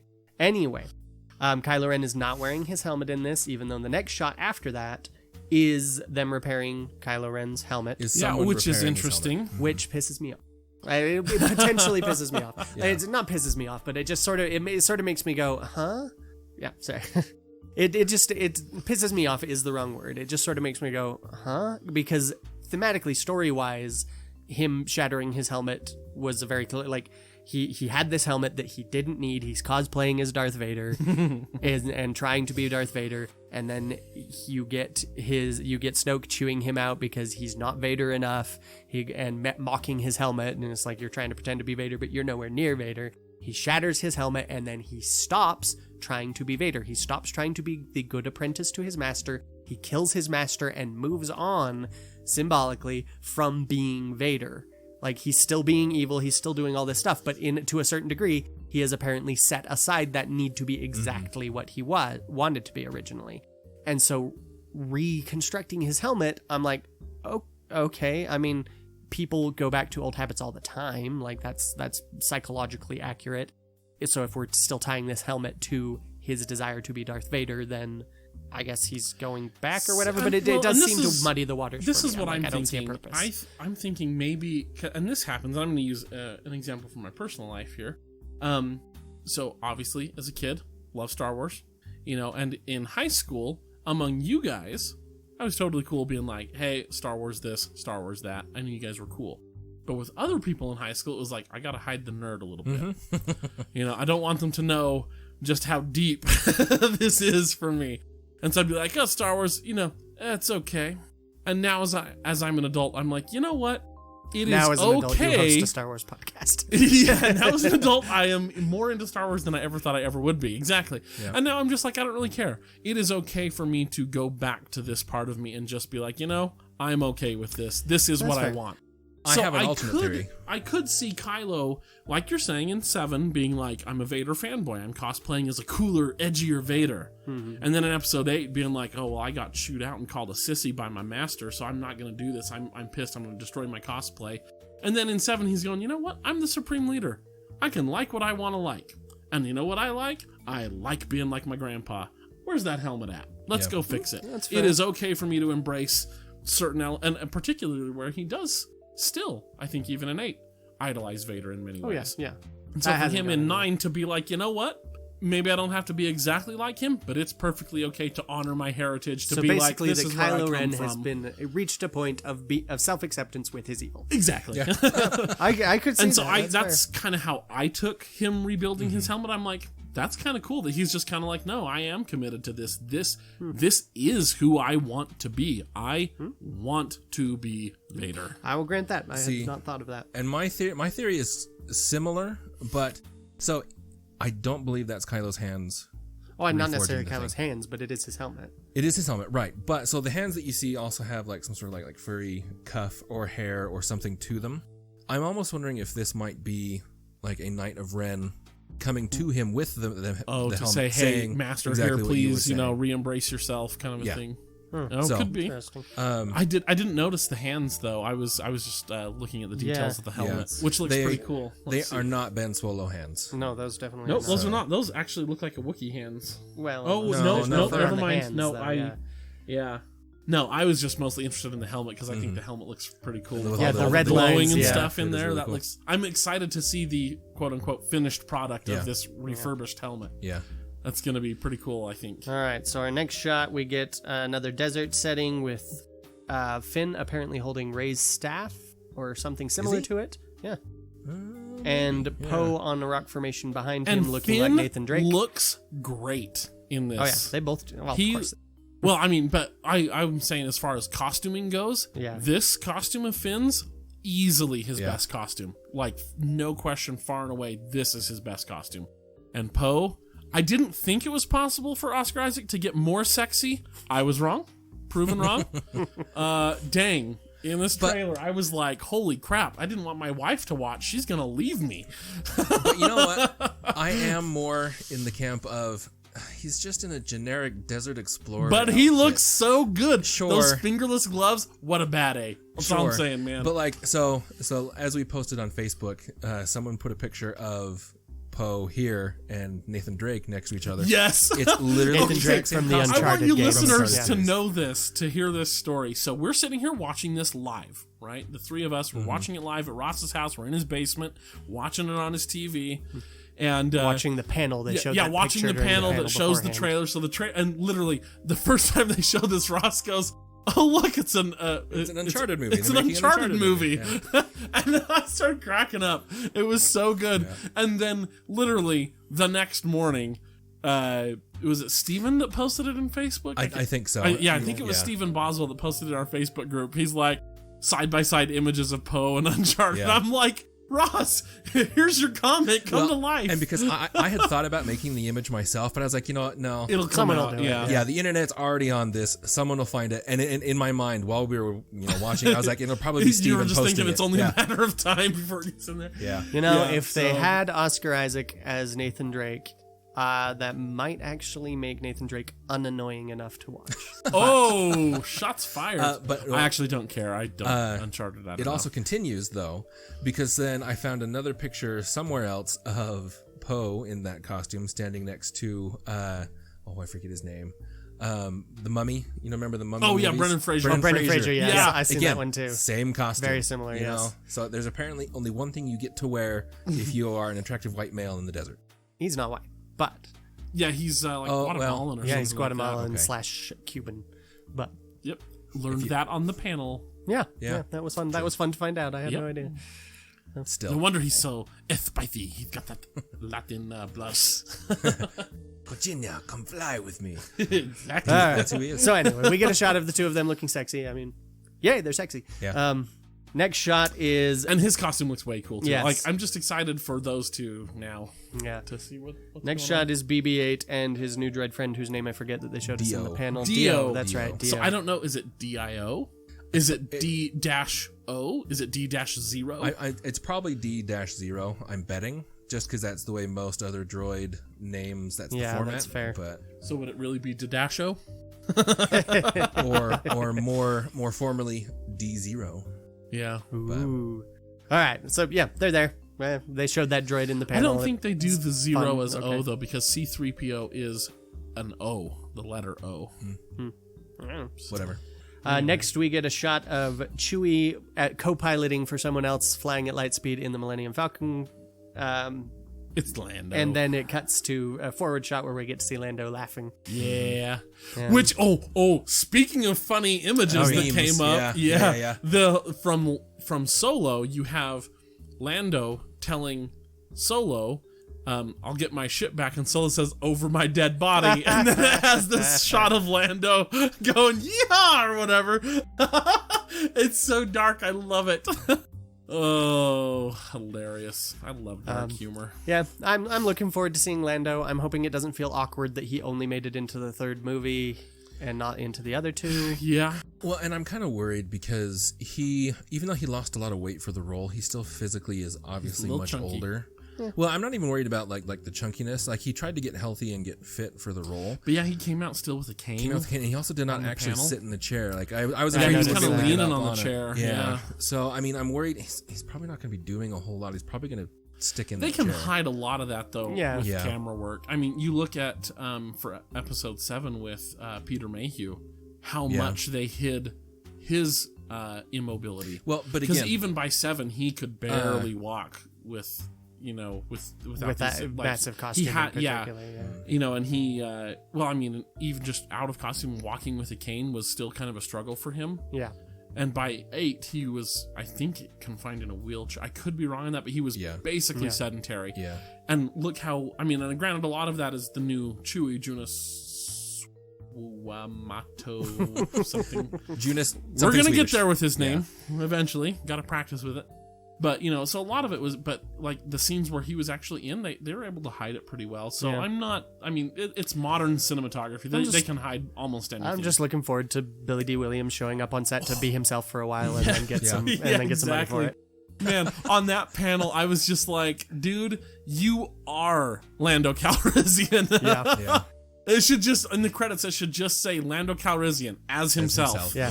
A great moment where Stephen Colbert, who was hosting the panel, asked him, like, they got talking about how he gets a lot of people who are just like, you betrayed them all and da-da-da-da-da. And he just said, no one died. Yeah. It worked out. He was like, nobody died, right? Like, it's all good, It was quite funny and it was very, very Lando to say. All right, so then we get a title card. Oh, we also see the Falcon traveling through hyperspace, comes out, we see the stars fade, and then we don't get to see where they go. Yeah. And then... I don't know if it's also important to know, but isn't it also the Solo costume that Lando is in? Yes. It's the same yellow and yeah, cape. it's the yellow with the blue cape. Yeah. That's funny. Which is just a fun tie-in. Yeah, so all of those images, all those promo images that we saw for Solo of Donald Glover with that really intense yellow shirt and the silky Yeah. cape. That's what they're showing us as Lando. Yeah. For episode 8, funny. which is weird because I don't think we see he likes Lando that shirt. in that in the original trilogy. No, we don't. No, we don't. So, We do not. We would remember. Yeah. That, I mean, I wanted to say fabulousness. it, but I didn't want to get called out on it later, so I was like running through the movie in my head real quick. It's like, yeah, and now I'm suddenly no. doubting myself on that. But I mean, he's in a yellow shirt, yes, but it's not that, Yeah. not that vibrant, you know. All right, then we get another title card. The saga comes to an end, which is interesting to me. I don't Given remember the title. Well, I don't remember them billing this when they started the new sequel trilogy as the end to the Skywalker saga. It's only in recent years that they've really started hitting that hard. Since the backlash of 8. Yeah. That's when they I were kind like, of- "Oh, this is gonna end the Skywalker saga." No, because I This do is remember gonna... it being mentioned before that, but Yeah. it wasn't.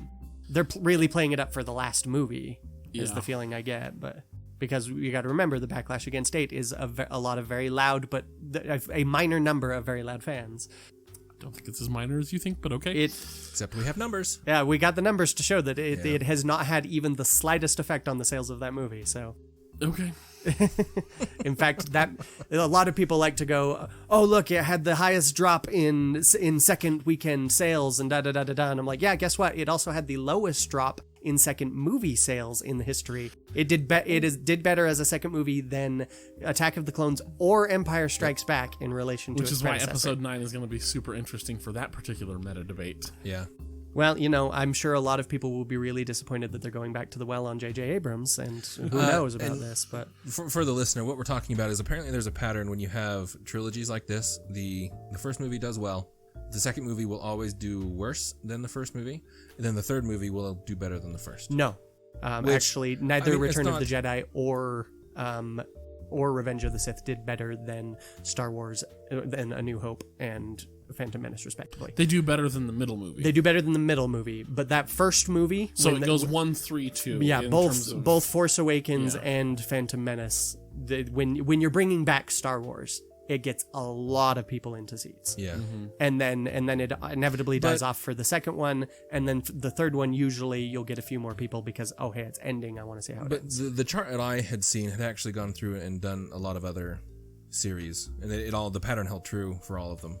Well, at least for most of them. And I've it's only been a looked at while the now, numbers but for the Star Wars movies, but, but like, yeah, I remember it did not do better than the first one. Star Trek specifically. The It would first two have to did the be same a thing. phenomenal success to do better than Force Yeah, Awakens. that's true.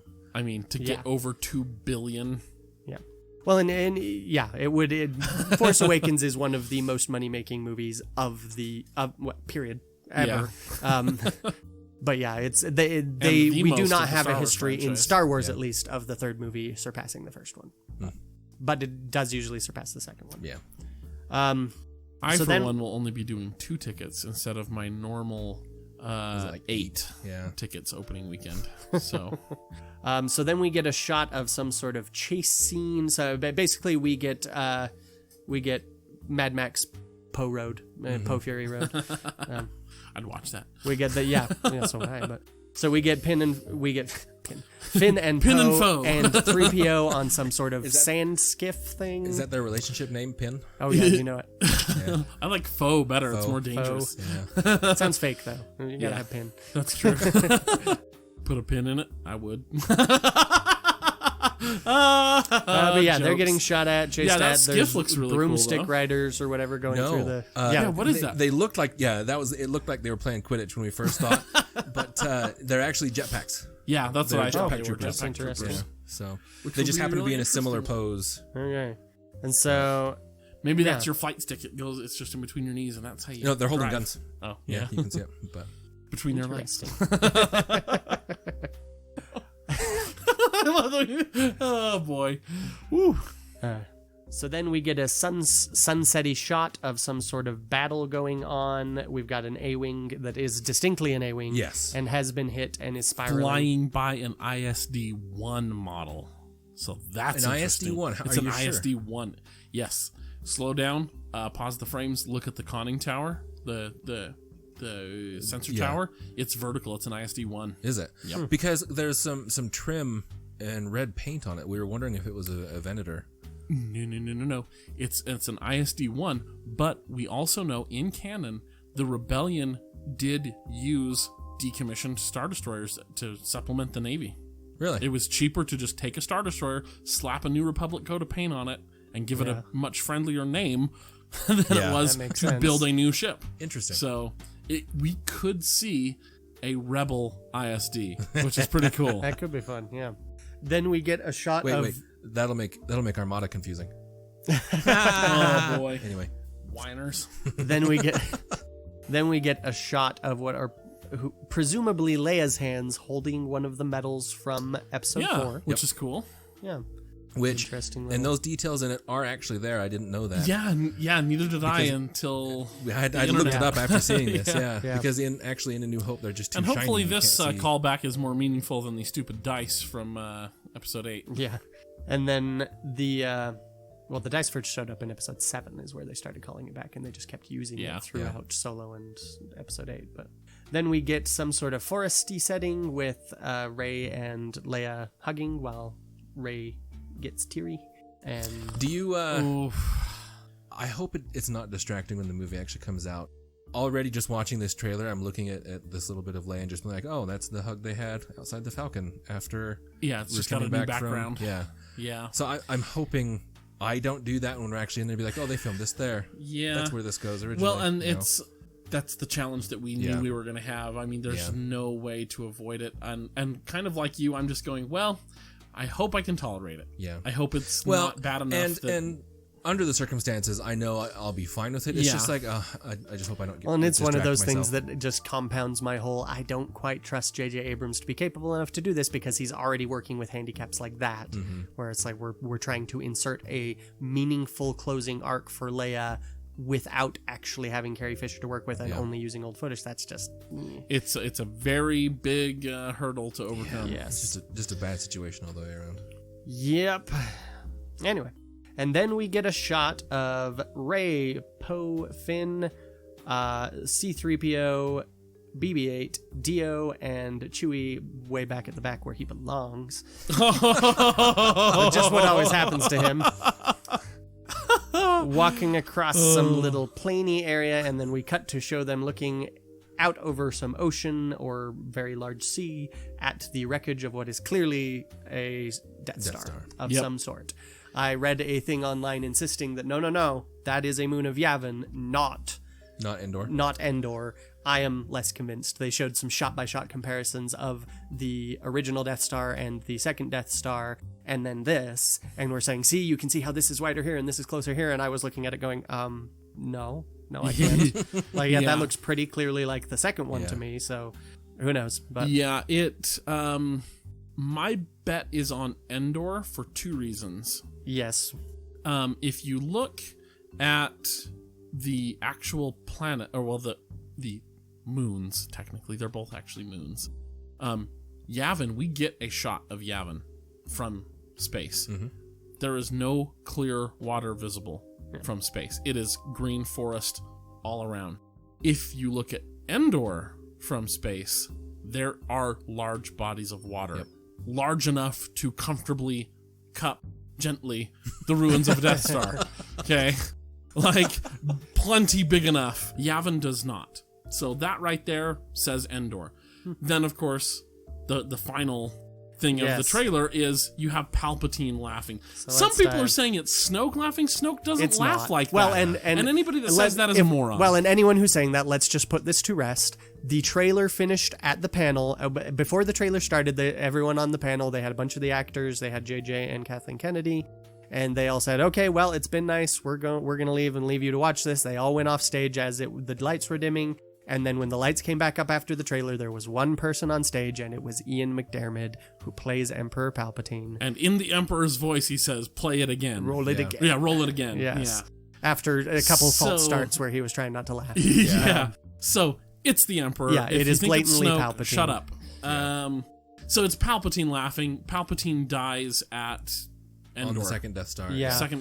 Assuming that's where we're hearing it at all. The fact that they connect this as the last shot to him then laughing is definitely potential for that. So I love the idea of revisiting Death Star wreckage. That looks awesome. Yes, I'm excited for that, and I'm excited for that for. So a lot of people are iffy, and I think Chris, you were about Palpatine coming back. I am as well. I am very trepidatious about that. It depends on the manner of his coming back. Exactly. Well, it entirely depends on how they do it. Mm-hmm. Yeah, I'm bothered by them putting that there, period. And I was saying this earlier, and here's why.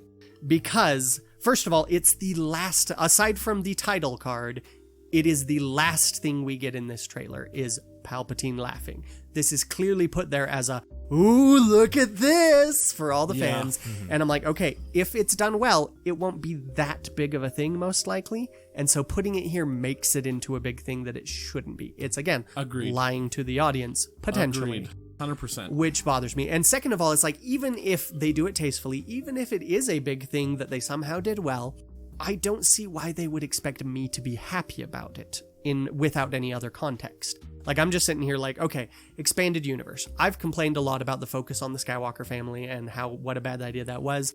But even among fans of the original extended universe who liked the focus on the Skywalkers and everything, even they will tell you that any effort to bring Palpatine back into the picture, which happened a lot, was always a bad idea. It never worked. They were always so bad. Yeah. This is something that in theory could be done all right, but in practice has never been done well, and yet you still expect me to be excited about the prospect of you doing it. And that kind of confuses me. I'm like, why would you assume that I'd be like, oh yeah, we're gonna get more Palpatine, when that's never been a good idea. It's like being like, hey, guess what? I'm founding a new country. Let me tell you all about the new country. Here's a bunch of cool stuff. Oh, and would you like to know what kind of government we're gonna have? I'm gonna close on this. It's gonna be full-blown communism.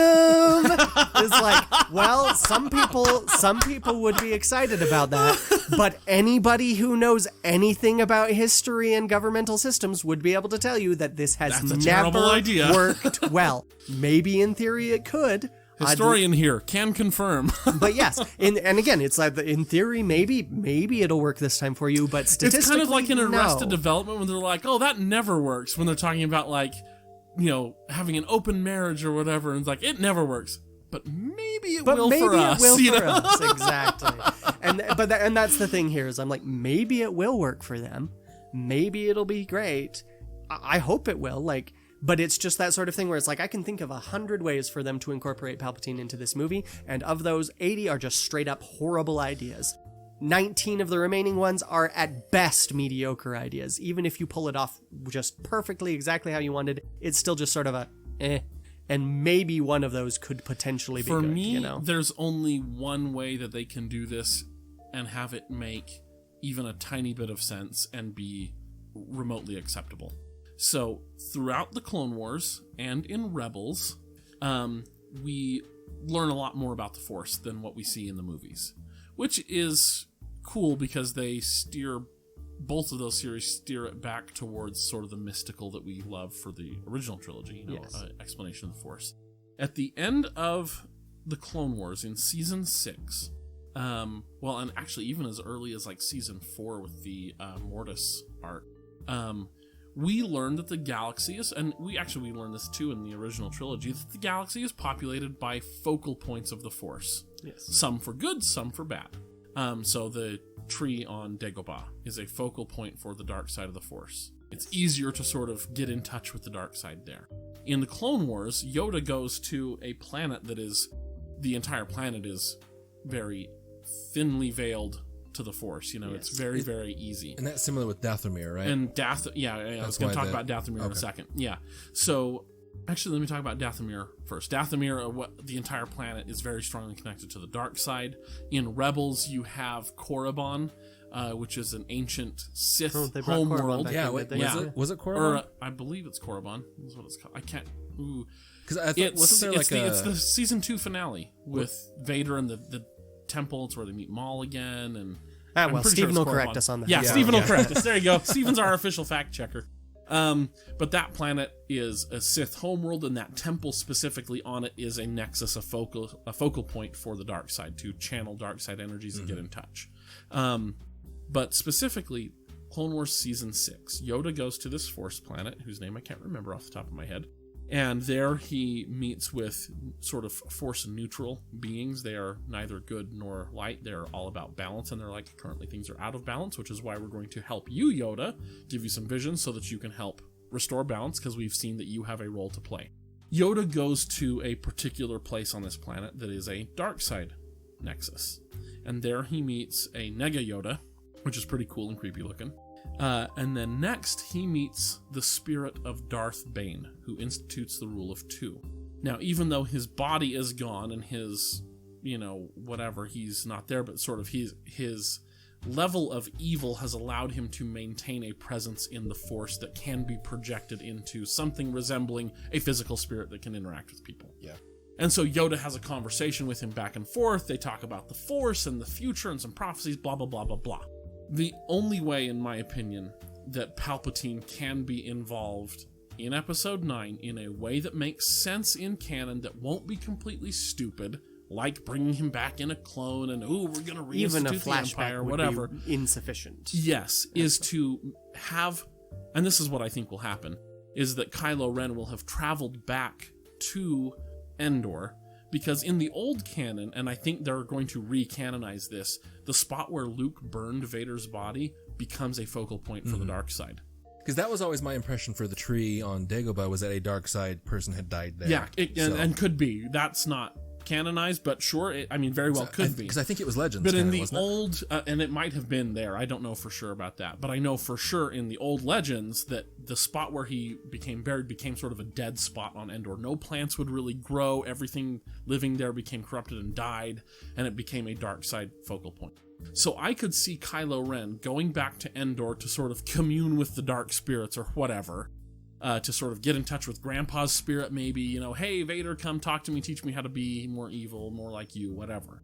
And that's why maybe Rey is there to stop him doing whatever dark side shenanigans he's going to do. And then maybe unintentionally, the spirit of the Emperor is kind of like, hey, your daddy was amateur hour, let me, influence you, be your new master, some sort of something that way. We also know in the comics as well, dark side forces, plus relics, or dark side nexes plus dark side user relics equal very powerful. Wouldn't it be Nexi? But isn't it Greek? I have no idea. I think it's Greek. I think Nexus is Greek. Well, I need to know this. Yes. I'm Anyway, an editor. but those two things together, a dark side nexus plus some relic of a dark side user, some representation of them, equal insanely powerful dark side interaction with force elements, force spirits from the dark side. That's the whole comic set of comics where Vader sees himself in vision or his mom getting pregnant with him and the Emperor over his shoulder. That's due to a dark side nexus and a relic of a dark side master from ages past influencing Vader and sort of guiding him on his journey.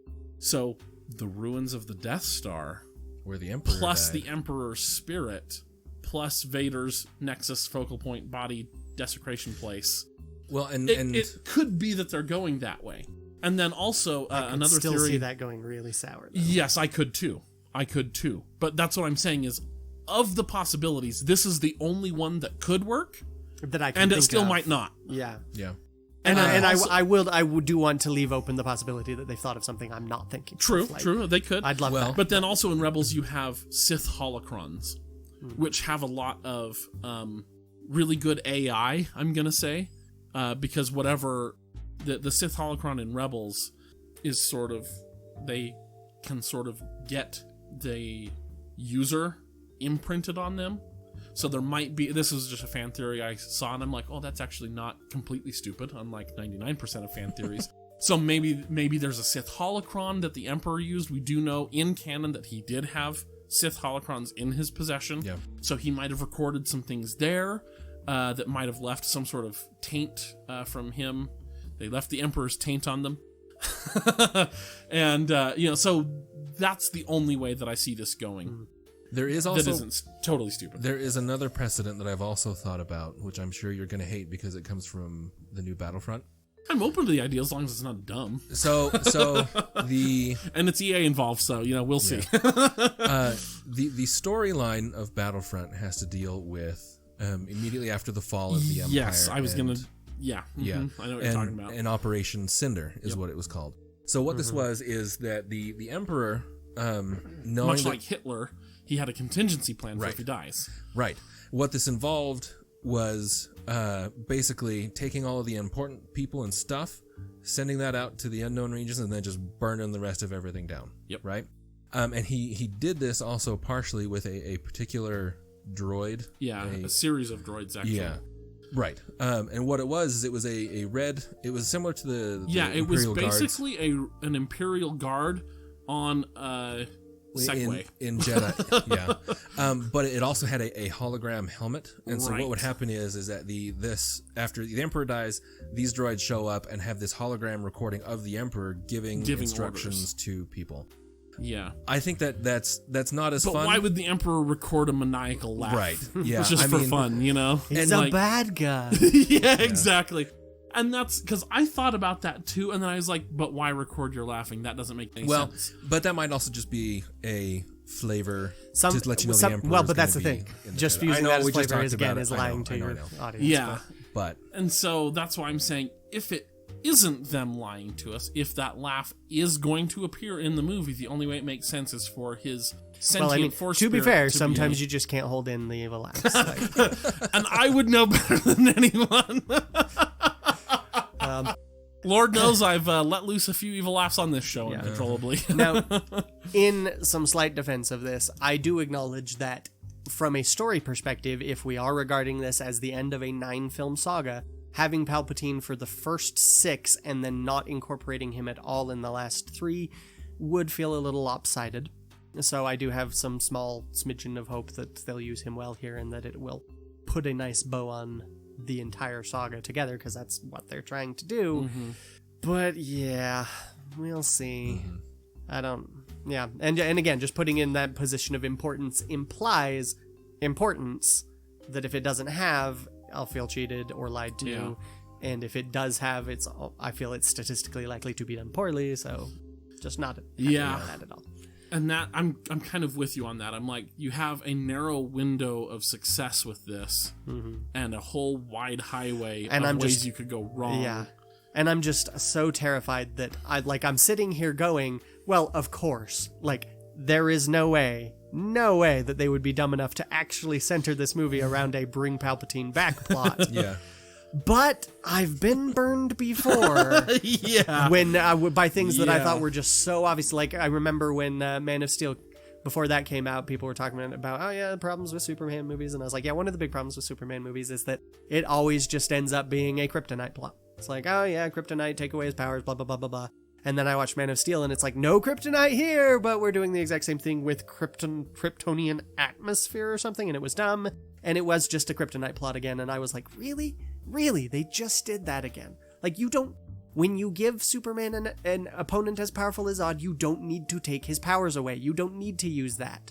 But they did anyway, and I'm just like, And I was so disappointed. I also remember coming out of... When Fellowship of the Ring came out in theaters, everything that led up to it, I just hated. This is a thing with me with most trailers. Most trailers. There are some. But I remember watching the trailers and just being like, that looks dumb. That looks horrible. They're going to ruin one of my favorite books. Then I went and watched it, and I was like, well, that was pretty darn great. They made some significant changes from the source material, but I can totally see why.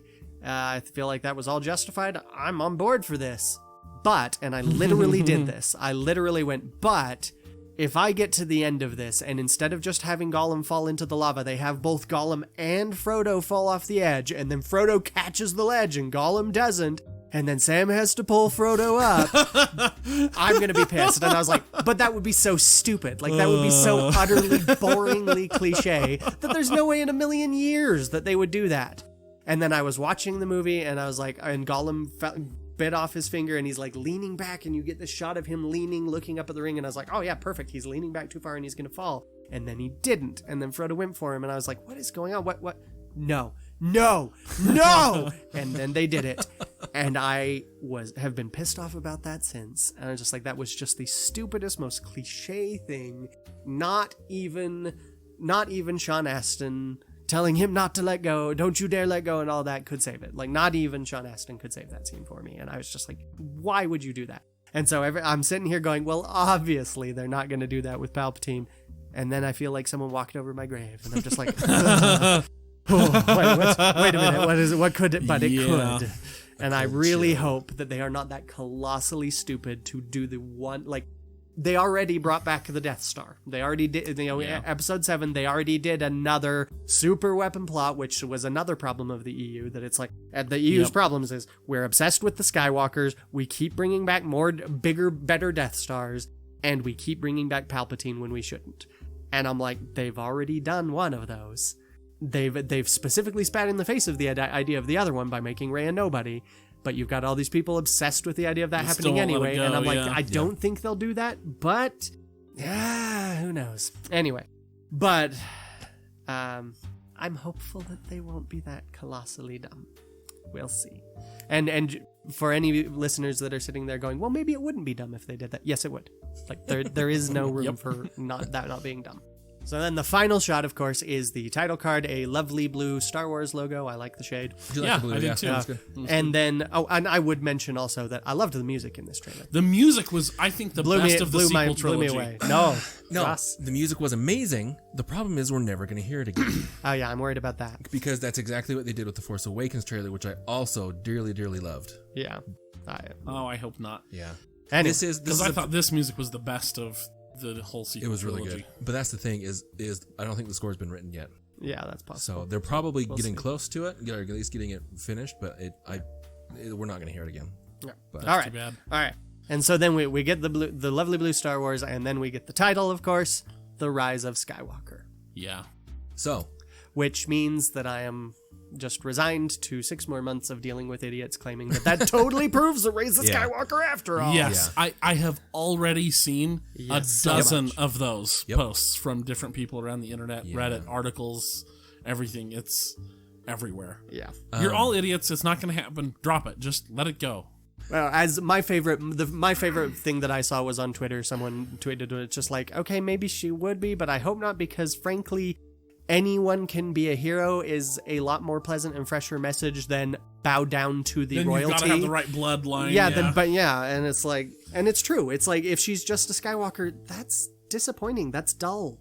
Like, that's just, it's bow down to the royalty. It's like, you have to be this. And And again, it still makes no sense for reasons we've already talked about. Yes. So what could it mean then? So my theory is that this is kind of foreshadowing a Rey and Kylo doing more study. I thought you were going to say doing some more study. So doing some stuff. With Kylo being on his own and his obsession with his own grandfather, I could see him going after and trying to learn more of what made Darth Vader, which might lead him on a path that would lead to meeting up with the Emperor's Force Ghost, right? Or Force Essence area. I think Rey would probably do a similar thing, if that's the case, and actually start studying Luke, which would mean going back to Tatooine, the desert planet that we've seen, which also, what we didn't mention while we're going through it, where Poe and Finn are being chased by the stormtroopers on jetpacks, it looks like they're going through a moisture farm. Because it looks like there's a bunch of moisture evaporators. Yeah. So I'm wondering if they're going back to the homestead, the Skywalker homestead, to see if they can find something. Maybe they'll visit crispy Ben's bodies. House. Yeah. Or they might even just be studying Anakin himself, because we know that JJ has said he's trying to wrap up all three series. What better way to incorporate the prequels than studying Darth Vader? Yeah. Maybe. True. Again, I would have to spend more time to flesh that idea out, but. So, an interesting theory that I saw that I'm going to headcanon until December, when I'm inevitably proven wrong because they're not this cool, but I love it as a historian, is that perhaps Skywalker becomes a title, like Caesar, that is passed on. I think that's the most likely. Rey becomes the Skywalker. And the Skywalker just means the head of the Jedi Order. That's right. Or the Skywalkers are what replaces the Jedi Order now. Oh, could be, yeah. And there are several new canon instances where Force users are referred to in, sort of boondock cultures as Skywalkers. Which would definitely fit with the ending of Episode 8, with showing just how much Luke is being elevated with the legend of Luke Skywalker. Yeah. So there's... Are you referring to Aftermath? No. Because that's literally a conversation that Thrawn has with Vader. Is that... That's not Aftermath. Yeah, it's not Aftermath. No, that's I'm sorry. the Thrawn book. Thrawn Alliances. Yeah, sorry. Yes. Sorry, yeah. There's that as well, and then there was, I think, another one. Outbound Flight, I believe, had that. I don't think that's canon anymore. That was right on the edge of... Maybe it was... No, that was on the edge of... No, I thought there was a story that I read. I could be wrong. I thought there was a story that I read in the either the Tales of Luke or the Legends of Luke Skywalker that was like a compilation of short stories, or the 40th anniversary one. Mm-hmm. One of those I thought had a similar story, but Thrawn Alliances definitely does. The Chiss call Force users Skywalkers because they're using the Force to navigate the sky. Yeah, and so he thought it was super interesting that he meets a man called Skywalker who was a Force extremely user. powerful in the Force. So could be that there is some illusion going on there. Could be a redemption arc for Ben, but I think that's weird when his last name is actually Solo, not Skywalker. So true, unless he takes the Skywalker name as his like repentance name, like his his Pope name. Yeah. You know? That's Pope name. Even then. Well, but again, he does have a branch on the Skywalker line, so I mean it can work. Yeah, it could. It's definitely an interesting title to conclude on. Mm-hmm. Yeah, we'll grant them that. Yeah. I just remembered too, one of the things that made me more nervous about this movie than ever occurred while we were watching this panel. J.J. Abrams mentioned one of his fellow writers on this. That's him, it's Lawrence Kasdan, and it's this guy. And I went, oh, I should look up. Well, let's see what else he's written. See what kind of faith I can have in this person. And I pulled up movies that they've written, and the first two I didn't recognize, but then was Argo, which I was like, well, that is a heck of a movie to have your name attached to. That's nice. Yeah. Because Argo was really solid. And then the next one was Batman v Superman: Dawn of Justice. I very nearly started swearing, like just R-rated, not audience friendly at all. He's not kidding. Like, Ross and I were sitting on his couch watching it. Chris was standing up a little ways off. He's like, I'm gonna go look this up, and we're like, oh yeah, let us know like what they've done. And he's scrolling. Oh, Argo, and we are all like, oh wow, like that's pretty impressive. And he scroll. Oh. What the fuck? Oh, Batman v Superman. And after that, it was hold it in. And after that, Batman v Superman and Justice League. Yeah. Like just for context, for the longtime listeners and everything, Rogue One is a poorly written movie, but a very well made movie. Like almost everything about Rogue One that isn't actually writing is well done. Almost. Batman v Superman is one of the worst movies of the last 20 years. I didn't hate it that much. As long as I have spent telling you all about Rogue One, I could spend 10 times that talking. Chris could have his own I Hate Batman v Superman podcast. Well, and if you're curious, Movie Bob, who is a critic on YouTube that I really enjoyed, has a 3-part series deconstructing Batman v Superman and why it is. He has a series called Really That Good, where he goes back to movies that people remember as being so great and goes, okay, but are these really that good? And the answer is almost always yes. But then he has one movie. People always pester him, are you going to do a Really That Bad series? And he's always like, no, because I kind of want to be positive. Most movie criticism is not positive by default, understandably. So I'm trying to do a positive take on movie criticism. But there is one movie that he went, yeah, you know what? It is really that bad. I'm gonna have to go watch this. And it is a 3-part series. He ended up with so much stuff that he could, and it's like there's a few things that I don't necessarily agree with. All told, it's a little over 4 hours. Wow. Yeah. Wow. It took me over a week to watch all of this. And, wow. Man. Okay. And there's some stuff that it's just like, yeah. He has a whole section that's just like, this is stuff that bothers me, but I know it's not actually a flaw in the movie. And some of which I was like, no, that's genuinely a flaw. Come on. But anyway, so that did not inspire anything even remotely resembling confidence in me. You know, if it had just been Batman v Superman, I might have been like, maybe he did a good job on the script and then Zack Snyder screwed it up. But he was also attached to Justice League, and that does not inspire any sort of confidence either. But Justice League, I know, had a lot of problems with the studio where they were like, we want this, you need to change this. Oh yeah, Argo I'm sure they both did. Yeah, I'm sure they both did. But even more... so, those are really bad movies to have your name attached to. Like, how are you still getting work in this field? I would say look more at Argo, where he got to do more of what he wanted. Hopefully.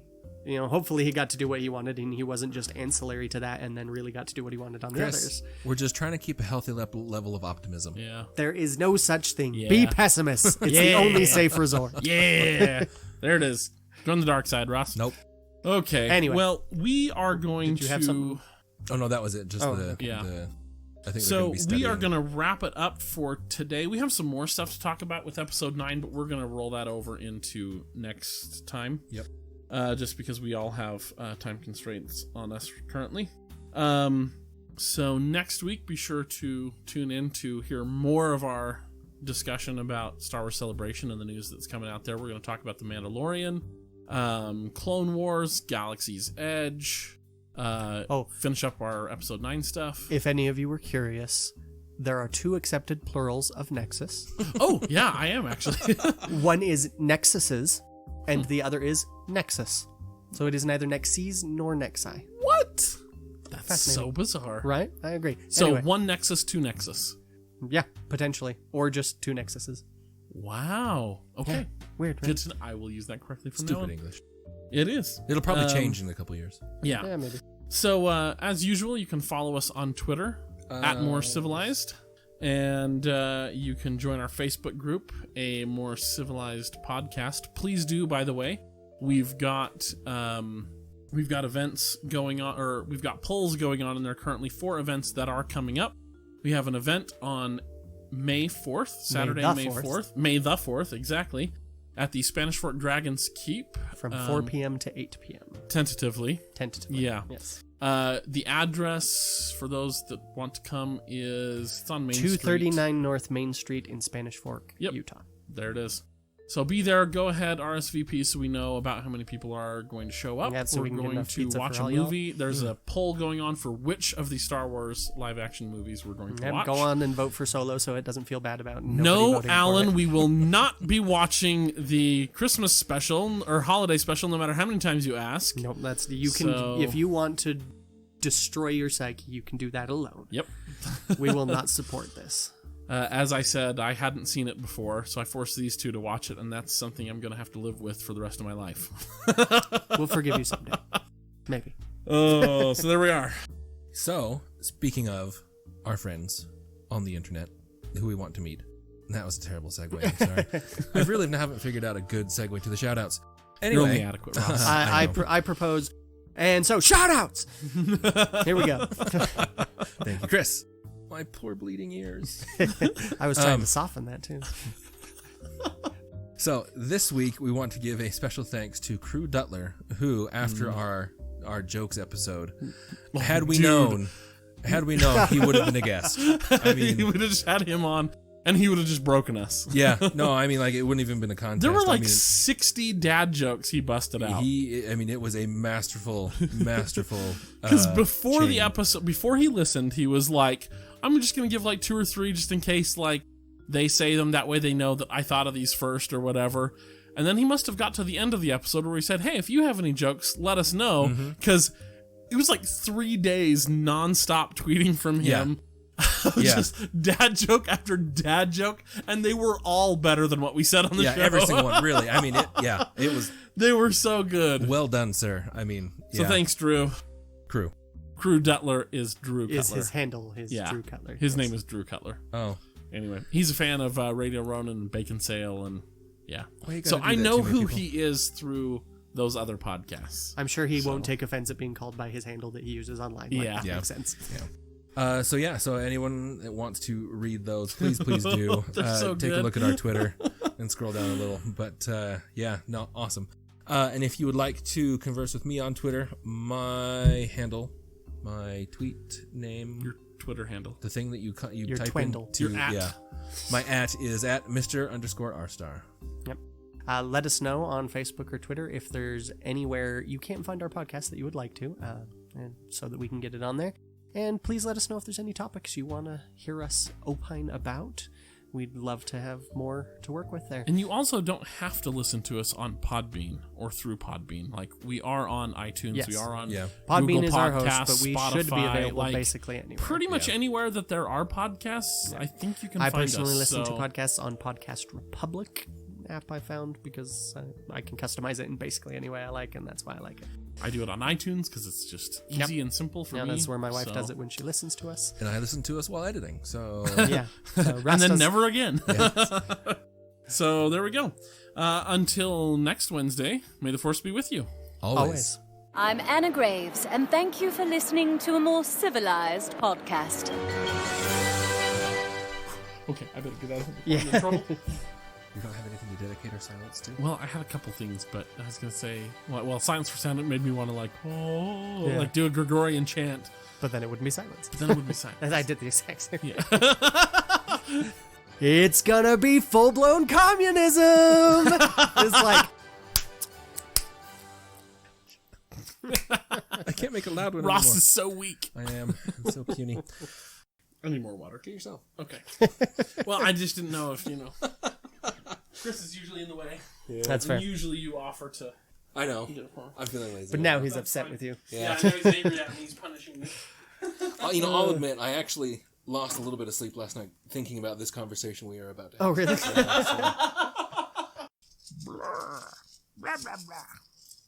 that. Then I don't have to go. I didn't volunteer you, I promise. Yeah, no, you did not. I had the idea. Move you too. So if you would do that, that would be super, super appreciated. Okay. She is about to know. I'll call her because there's the text. When are you going to be here? Alright, see you guys See ya. Yep. Chris! Knock it off! Moist. No! Moist. See, I was just going to straight cut out everything here, but now I'm going to have to listen to it because I've kind of enjoyed this. Hey, so... Chris was doing More the... noises? Making noises into the thing until I'd look at him, then he'd stop and just kind of look at me. And so I tried to do the whole thing, look away, look back real quick. But he didn't fall for it. If only you could see the shenanigans that go on in this show. Okay.